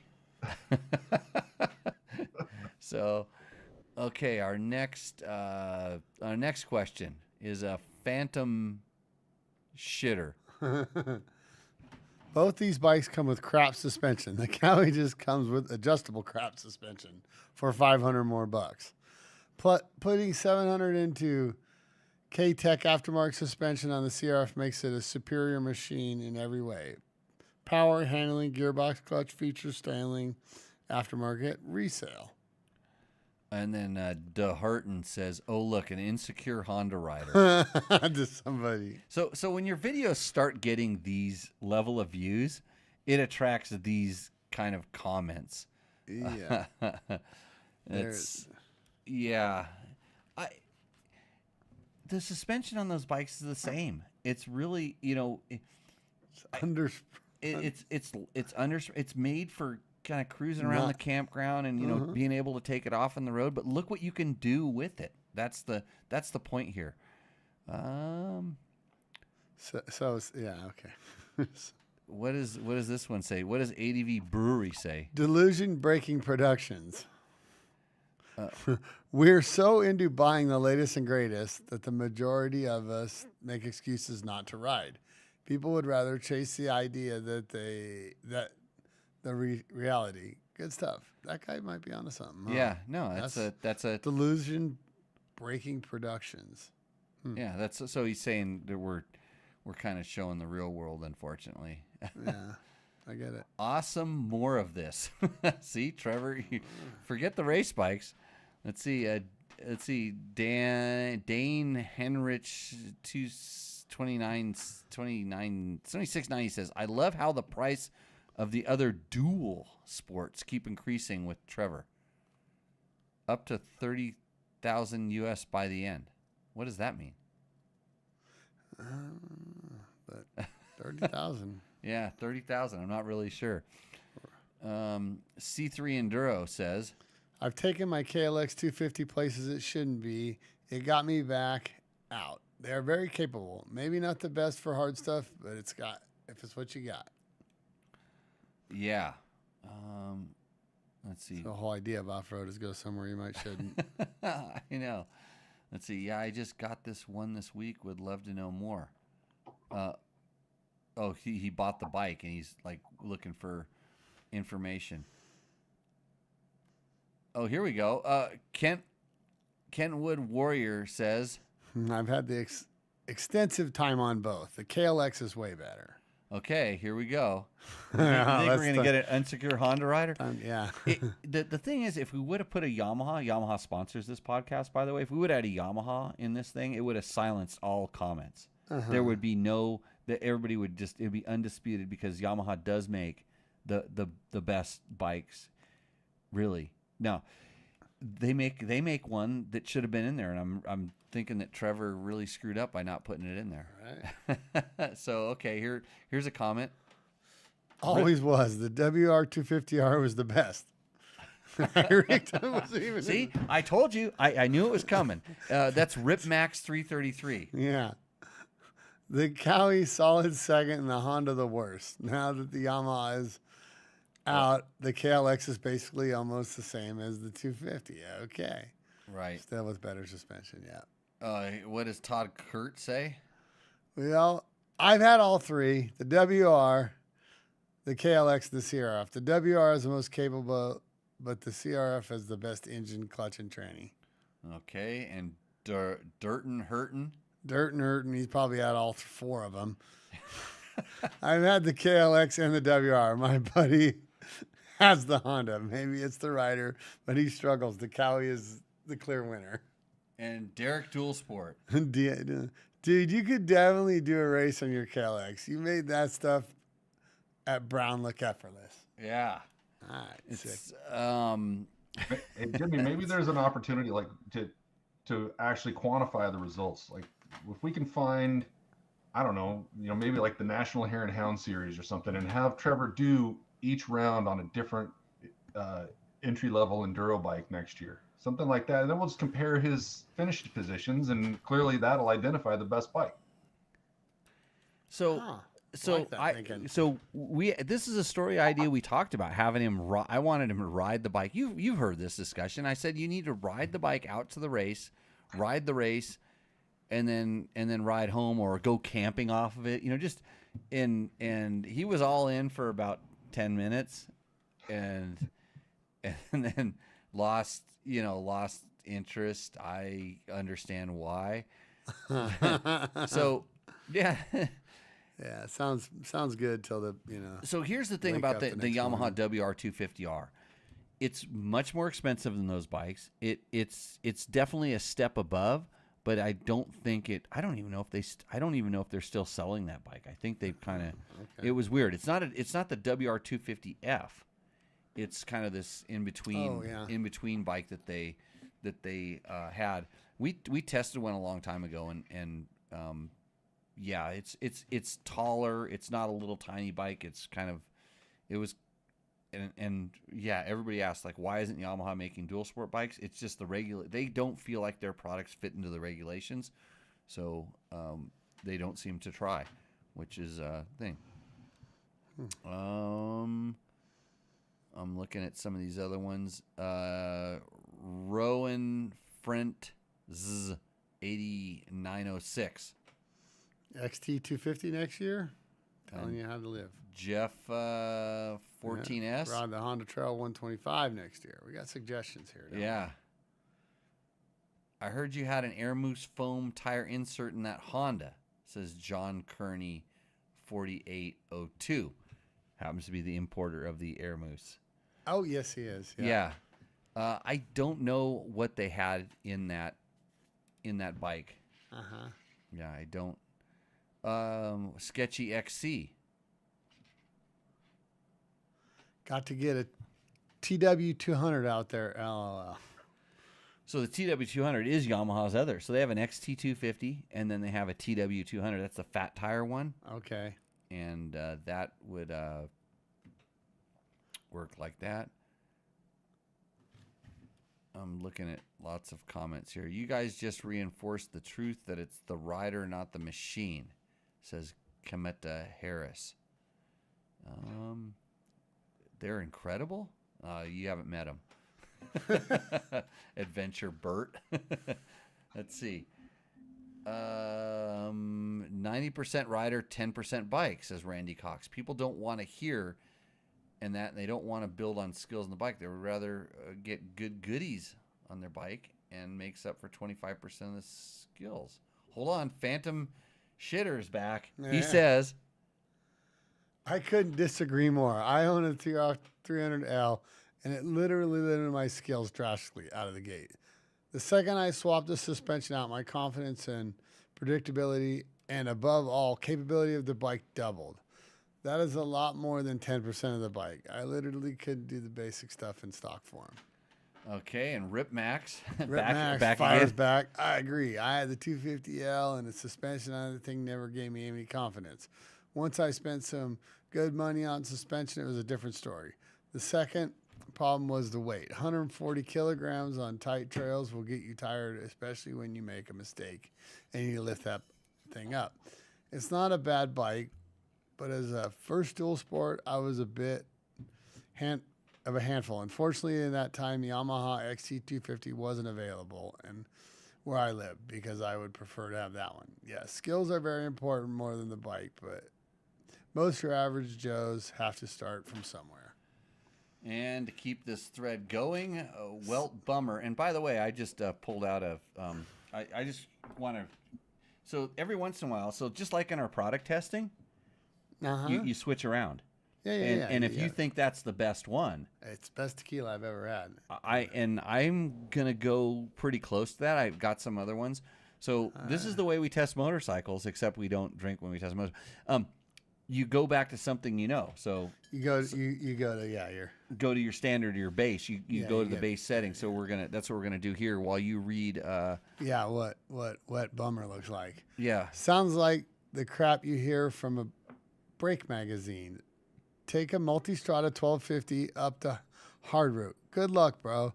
Sure, pros or experts could do that, but a bike makes more than 10% different. We got a lot of guys disagreeing with the rider.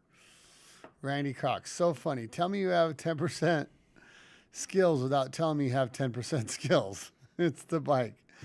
It's the sun in my eyes. It's the tires. I didn't have my favorite grip. Spend some money on gas and ride more. Nice.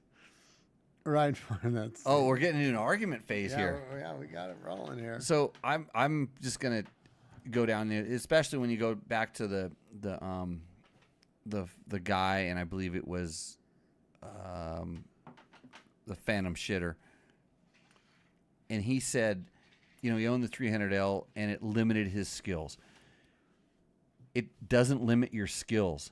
Like, if you have skills, your skills are your skills, and you hop on a motorcycle, and part of your skill set should be identifying the capabilities of the vehicle you're on, whether that's a small bike, a Z50, which someone else in this says is the best bike ever, or a large adventure bike. You have your set of skills. It doesn't limit your skills. The bike may limit your ability to go fast, but it doesn't limit your ability to perform at your level. The bike will have limitations, and part of your skill set should be identifying where those are at. Adding, and I'm going to tell you, I don't really like to, Jimmy, I really struggle not talking, I want to say this without talking about myself, but I'm just going to go ahead and do it this one time. Let's let it slide, huh? Okay, I let it slide. So as a decorated Hall of Fame motorcycle rider now, multiple time, yeah. I don't think that either of these two bikes in any way in stock form would limit me at all. I would, just like I just said, if I modified either of these bikes, I look at there's a factor of how much I'm going to spend versus what I'm going to get out of it, and that, we'll call it spend versus improvement, is a exponentially declining return. Right. It really, just like really bad. And this is why I always tell people, like, there's certain bikes you just got to kind of know where they're at, and then it's time to go to a different bike as opposed to modify. And here's where I just kind of laugh when I see a lot of these guys. 99% of the people, and I'm including in myself in this 99%, would be better off working on their skill set than working on the bike. The first thing to go do is go to your skill set and work on that. Oh wait, I run a riding school. I'm just blowing myself here, but I'm not. Well, I'm telling you, how's this? It's not bad either. It's not bad. It's a good one. This is a good one. So when you go down these rabbit holes of modifying things, and you're modifying things that shouldn't be modified, or things that are plenty capable, and then you modify them anyways because that's what everybody else is doing. Do things one step at a time. Do things because you've identified a need for that modification. And I always like to give away a nugget of knowledge on most of the things that I do. So before I do this, slap the like button, subscribe, smash it, like whatever you do on the things. It helps us. Tell a friend, tell your friend that's telling you need to get an ECU and all this other stuff, that they need to watch this, because I'm going to, at some point in this video, because there's no way you're going to identify it, although you'll probably just stamp the time code and send it to them. If you need more power on your motorcycle, it's really easy. And Brent, this is coming out to you too. Can I bring you into this discussion here? Sure. As well? Sure. Okay, good. Because I want everybody to be on point here when I drop this super nugget of knowledge. If you need more power, you just turn the throttle farther. It's amazing. It works almost every single time. Like, doesn't even cost any money. It doesn't cost any money. You don't have to wait on. Works on all bikes too. All Across the bikes. board. Just turn the throttle farther. Just twist the wrist a little bit. There's your free nugget of knowledge. Do that before. And if you say, well, I want more power in a different spot, then you just need to turn the throttle farther at that different spot. You always get more power. When you find yourself at the end of the throttle, okay, and it won't turn anymore, and this is it's kind of a crazy thing. Okay, you're at the throttle, it won't turn anymore. And the only reason I know this is because I rode a 125. It won't turn anymore. You have to make sure that your RPM is at the peak RPM point, not below it, because just wait, the power will come that you're looking for, or you're in the wrong gear, or you're over revving and you should shift. So that's the nugget of knowledge. I hate to have to talk about myself like that, but there you go. Let's see. Worldly Rider says, I'll read it. My wife wants to start riding. She is 4'7" and 280 pounds. Would a TW 200 be a good bike for her to learn on? And Victor, you keep your mouth shut.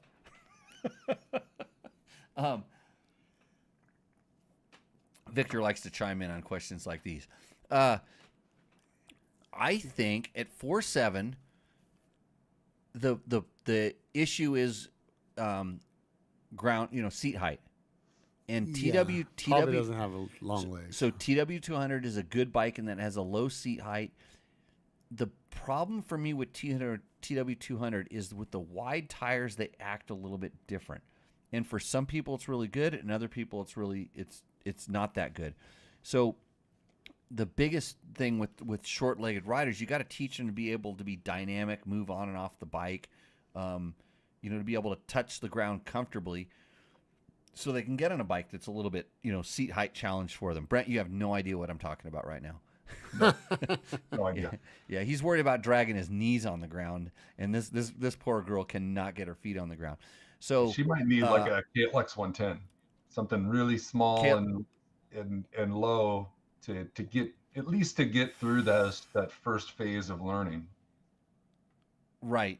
So I actually on www.jimmylewisoffroad.com, we have an online course that shows you how to, if you don't even know what a motorcycle is, it shows you how to approach a motorcycle, get on a motorcycle, operate a motorcycle so that you're safe and controlled. And it answers these kind of questions. And we and on our website someplace or on the Jimmy Lewis Off-Road YouTube channel, we talk about different types of bikes and what they're designed for and things like this. So at that point, I think this is maybe a place where you'd want to go look, because you walk into a dealership, they're going to try to find something they can plop her on top of and say, hey, look, both your feet are on the ground. Good, you're good to go. And I'm more of like, just because the seat height's a little bit high, don't get jacked up on the wrong bike. And just learn how to get on and off the bike. Well, because Logan was our video model for shooting those videos on the beginner rider course. I haven't, luckily I didn't have him sign any contracts, so he has no rights to any of his appearances in those videos. Yeah, there you go. And now that he's getting a little more knowledgeable on the financial aspects of things, we might have to have a talk pretty soon. His lawyer will probably be visiting me. This isn't bad, but makes that really good. Yeah, we should have went the other way. Right. Well, we can go back. I always go back to the other one. So Milagro is really good in margaritas. You don't drink that straight. The Milagro. No, you do the good Milagros. You can drink straight. Come on. No, you're just drinking silver there. That's nothing special. No, I got the Reposado over there if we have to step it up. But the funny thing is, it's a good silver to start with. It's a good baseline. It's like, you have to hop back on the CRF 300 to know how good the Yamaha WR450 is. You know what I mean? And, there's a baseline here someplace. You have to do it. We all do. So okay. So hopefully that answers your question, Worldly Rider. Let's see. And then we kind of talked, Laura Harlan says, will Yamaha come out with WR250R or WR300 Dual Sport? I don't see that in the future. Jimmy C. Oh, no. Steve C. says, hey, Jimmy, I took your class last year and saw you loving the T7. I have a new Touareg 660 and wondering what your thoughts on it are. Well, I haven't ridden one yet, so I can't tell you that. I've seen them around. Touareg? Yeah, I've seen a Touareg. It's a Aprilia. Oh, it's an Aprilia. Yeah, and I don't know because I haven't ridden it. That's usually takes to ride it. And Utah Desert Racer, they're telling people to get Worldly Rider. You're supposed to get an XR400, a Quadzilla, another XR400. I have no idea. And then Victor chimes in. I'm scared to read this, but maybe we should. Oh, yeah, let me do it. Let me take the bullet here. Hello, Jimbo. Question. My right fork started leaking a little bit on my big bike. Cleaned it, release the dust seal, clean it again. It hasn't dripped at all. I'm about to Use a certain tool clean the oil seal. Yeah. Yeah. There's no scratches or anything. I suspect dust. Oh, this is where. So, Victor probably had a nice, double stout IPA, tall barrel ale, and this is where it caught up with him. So does the forks. I replaced tie or wing it. It's about to ride a few thousand miles next week. Time to break out your wallet and just replace the seals. No. So the funny thing is, a lot of times so if there's no nicks on the forks on the slider, so he's talking about like he's got a little bit of a weep on it, and so I've seen he has an Africa Twin. I've seen air pressure build up in the forks just when it's sitting in the garage. Temperature change, heats up. It's been sitting around for a while, and I've seen that cause enough pressure to where it in the outer chamber, because the oil really is, just kind of hanging out there. It's for lubrication. It's not for much else at that point. I've seen it where it's just sitting there. It can kind of push it through. So make sure that there's no air in the forks as well. And if it goes away, it may be gone for good. Sometimes the bike's been sitting around for a while. Things kind of, like seals harden up. A little bit of friction on them. A couple of those pieces of dust move out. I know he used the seal cleaner on it. That might have solved it. I would definitely take it for a ride. And then if it leaks after the ride, it doesn't have to be a long ride. 10 minutes. Just go hit some curbs and things like that. 10 minutes, check it out. If it leaks, get it fixed. If not, I don't want to ruin your next ride. Tony says, well said, and I smashed it according to the Utah Desert Ride. Actually, he's probably talking about what you said. That I'm going to get down to the part in the comments where they say, "Shut up, Jimmy." Let's see. A new Tech Talk Taco Tuesday feature. A new show feature. What feature is that? I don't know. Jimmy's Nuggets. Jimmy's Nuggets. You don't want to see my nuggets. Nah. And Chris Valdez says, twist it longer. Hey, Brent, you think that I got to get you up here. There you go. You think that I have bad videos of you? You know who I have really bad videos of? Chris Valdez. I think there's a pretty long list there. I can just think of a few times where the video camera was out and everybody there has got videos that they probably don't really want to see. The good thing is everybody didn't have a video camera back then. Like I was one of the few people that had a video camera, and so I have all the, but all you guys are so old you don't even care anymore. It's not.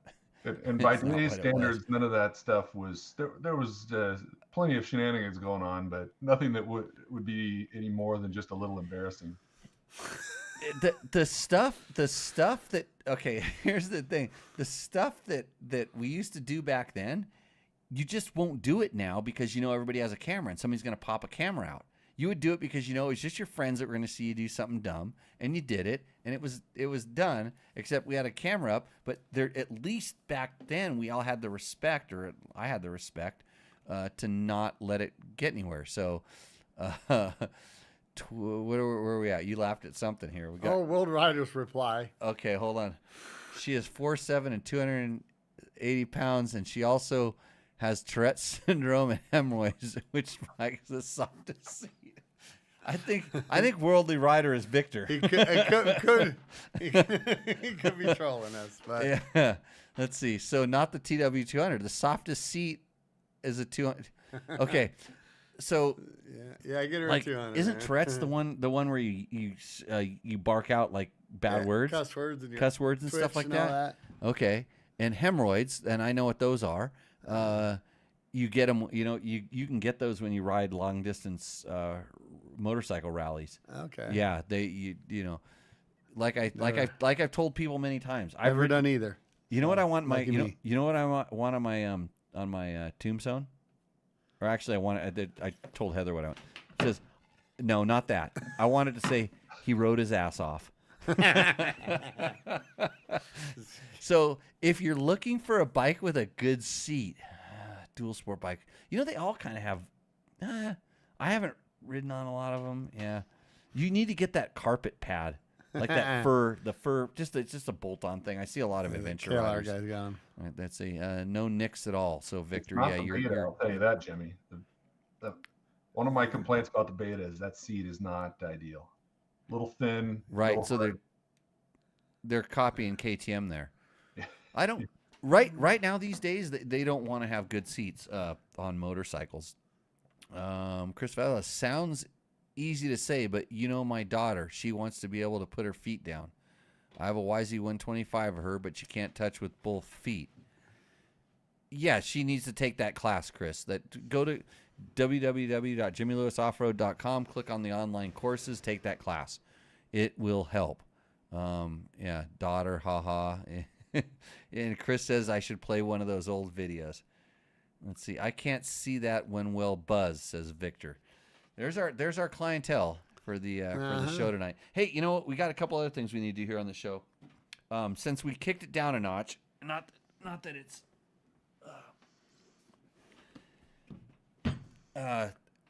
we got to go, I don't know what that is. So. Well, why don't you open it up and me. why don't you open it up and then we'll do a little taste testing. So it's Okay. What is it? All right, I'm in. Oh, there's a safety latch in there too. Oh, I see that. Yeah, so you can kind of turn it a little bit towards the camera here so that Yeah. Okay. We can see what's you up. say the words because my Spanish ain't great. Your Heredera. Heredera. Right on. Is that Selection Suprema? Selection Suprema. Pour them down the Jimmy's. Yeah. Goes down the Jimmy. So, tonight's a good tequila tasting show. We've done this is our third different pour. We'll just move this thing out A of the way. third offering, which is coming in a fancy box, no doubt. But we're only now it's your turn to here. Let me finish this part. We're not slugging this stuff. We're just having a little tiny bit. A little wrap around. But because all famous podcasts and shows like to do what do they call it when you open a box? Yeah, I don't know. Besides Unboxing, opening a right? box? Unboxing. So we're going to do unboxing today on Tech Talk Taco Tuesday. We should be really excited that Jimmy got a box. It's from JB. Oh. JB in Los it comes from the prison. I think because these guys in some sort of protection program. But I got a box and I'm going to open it up, but I don't have a You knife. shank? Yeah, you're going to shank. Yeah, use the shank. So everybody should be super excited right now that we're doing a box opening on Tech. Don't get that thing close to me because I know how sharp that was. Saw you eat your steak with it earlier. Yeah. You be kind of careful.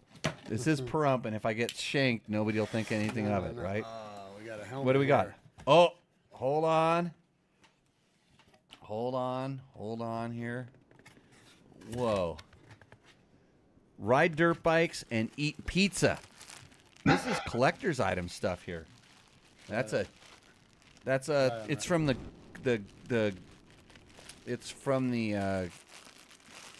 Good Club with a Bad Name. So I'm taking one of mine off. It looks kind of like a Boston sort of hat, but take care of that. Put this one on. Might have to adjust it. Look at that. I gave Trevor. I put Trevor in the club last week.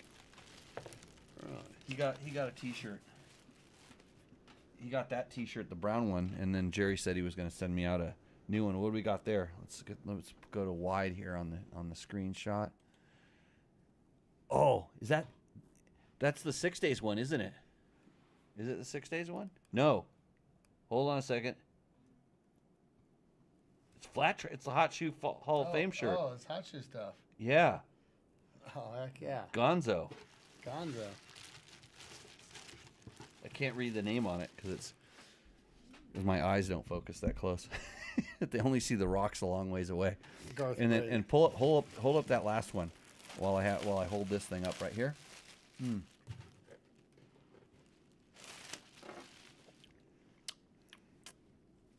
What do we got here? Ah, fuck you. Okay, go ahead and I'm gonna go to your camera here real quick so they can. It's just the classic. It's one of the classic logos. We need to raise your camera up because it was more about what's. I'm looking at all that tequila. Look at Looks that. like a You bar. can see it The only- clear as a bell. The only thing we need in here is a bartender. I mean, you're doing right? pretty good, but I it's better get us one of those. another new shirt. Brent, are you part of this club? Gary's deal. I don't think I have one of those. Yeah, shirts. Well, we'll see what we can do. You can always buy them. Just follow them on the Instagrams and the social medias. It's FAHQ Racing. The crow. Yeah, it's Fuck You Racing, and that's not a bad word. It's just the way that they would say what their club name is, and it's a good club with a bad name. All you need to do is have a T-shirt and rep. So all pretty good. What did this? Oh, this goes to this one over here. There we go. Well, pardon me, says Bill. Ride dirt bikes and eat. I can't say that on TV. Let's see. Face blue smiling. I don't know what these comments are, but hey, everybody, thanks for joining in. Hey, Brett, thanks for coming on. Yeah, So good, man. you guys are gonna do the 24-hour on a beta of some displacement. Who's on your team? Robert Bear, Todd Davis for sure. We haven't nailed down the remaining guys. I was trying to talk Paul Crawford into it this weekend, but he had a conflict. Probably Rowan Treves. Yeah. Are you? So you could potentially be looking for a rider. Are you taking resumes? Are you offering? You want to come out? No. I don't race anymore. I absolutely don't race anymore. I probably have to go to a Hall of Fame induction or something like that weekend. I think that's the week before. Like you're going to be clear. Almost every weekend I have to go to one of those things. Oh, God, another one. Yeah. But don't worry about it. I can't make it. But I think it would be really nice if you you could put it out in the show. You can reach out and have some resumes sent in. You can send them to me, and then we can maybe go over them live on the show. We can discuss whether people are fit for your team. And I know there's a lot of responsibility there because, I'm trying to pirate this ship into wherever it goes. I don't want you to blow up any more bikes. So we'll try to keep you guys on track there. So if you want to ride on the 20, how old do you have to be? 40 or 50? I think most of the guys on the team are 50, but we ride the 40 class just to keep our options open. It's a little easier to fill the team if you're not limited to the really old guys. Right. So if I get out of my Hall of Fame abduction ceremony by like 8 o'clock, I can probably make it to Glen Helen and then, fill in. Yeah. You could, we'll get you out for a few laps. Yeah. I just do practice. I'm just a practice track rider. Okay. That's it. Think of it as just product evaluation. You just get out there and ride in some really miserable conditions. Wait, Jimmy. You got third overall at a night race. Why aren't you talking to this guy? Oh, hey. Nah. Hey, he might be your guy. I think I'm over 50. That's the only thing I got. He's training too. You are not seeing it right now. There's no training going on now, but the every other part of the week he is training. So it's all pretty good. And Chris with a few tequila bottles is not that far away from the training that this is really required by this team. God bless you, man. Hey, Chris Valdez, is that guy valid? I don't know. I don't know why he wouldn't. You remember? That guy's pretty. That guy, he's got a couple screws loose. He might fit into the program. He says his team's falling apart. I know. He says his team's falling apart. Yeah, he. I know his 10-hour team fell apart, but yeah. So okay. Well, anyways, Brett, thanks for coming on the show. Really appreciate it. You're pulling Trevor's dead weight around. It's really helpful. Jimmy, thanks for absolutely a good time helping out on the show again. Thanks everybody for joining in and chatting with us. Of course, we have no reason to get any copyright violations on this show. As far as I can tell, there's no music, nothing. I just can't wait to wake up tomorrow to some new copyright violations. Last show, I went off the deep end on it. And if you haven't watched the Triumph video and you're not feeling, you need some therapy, you should watch the Triumph video. Okay. And that's all I'm going to say. So with that, everybody, we will see you on the trail.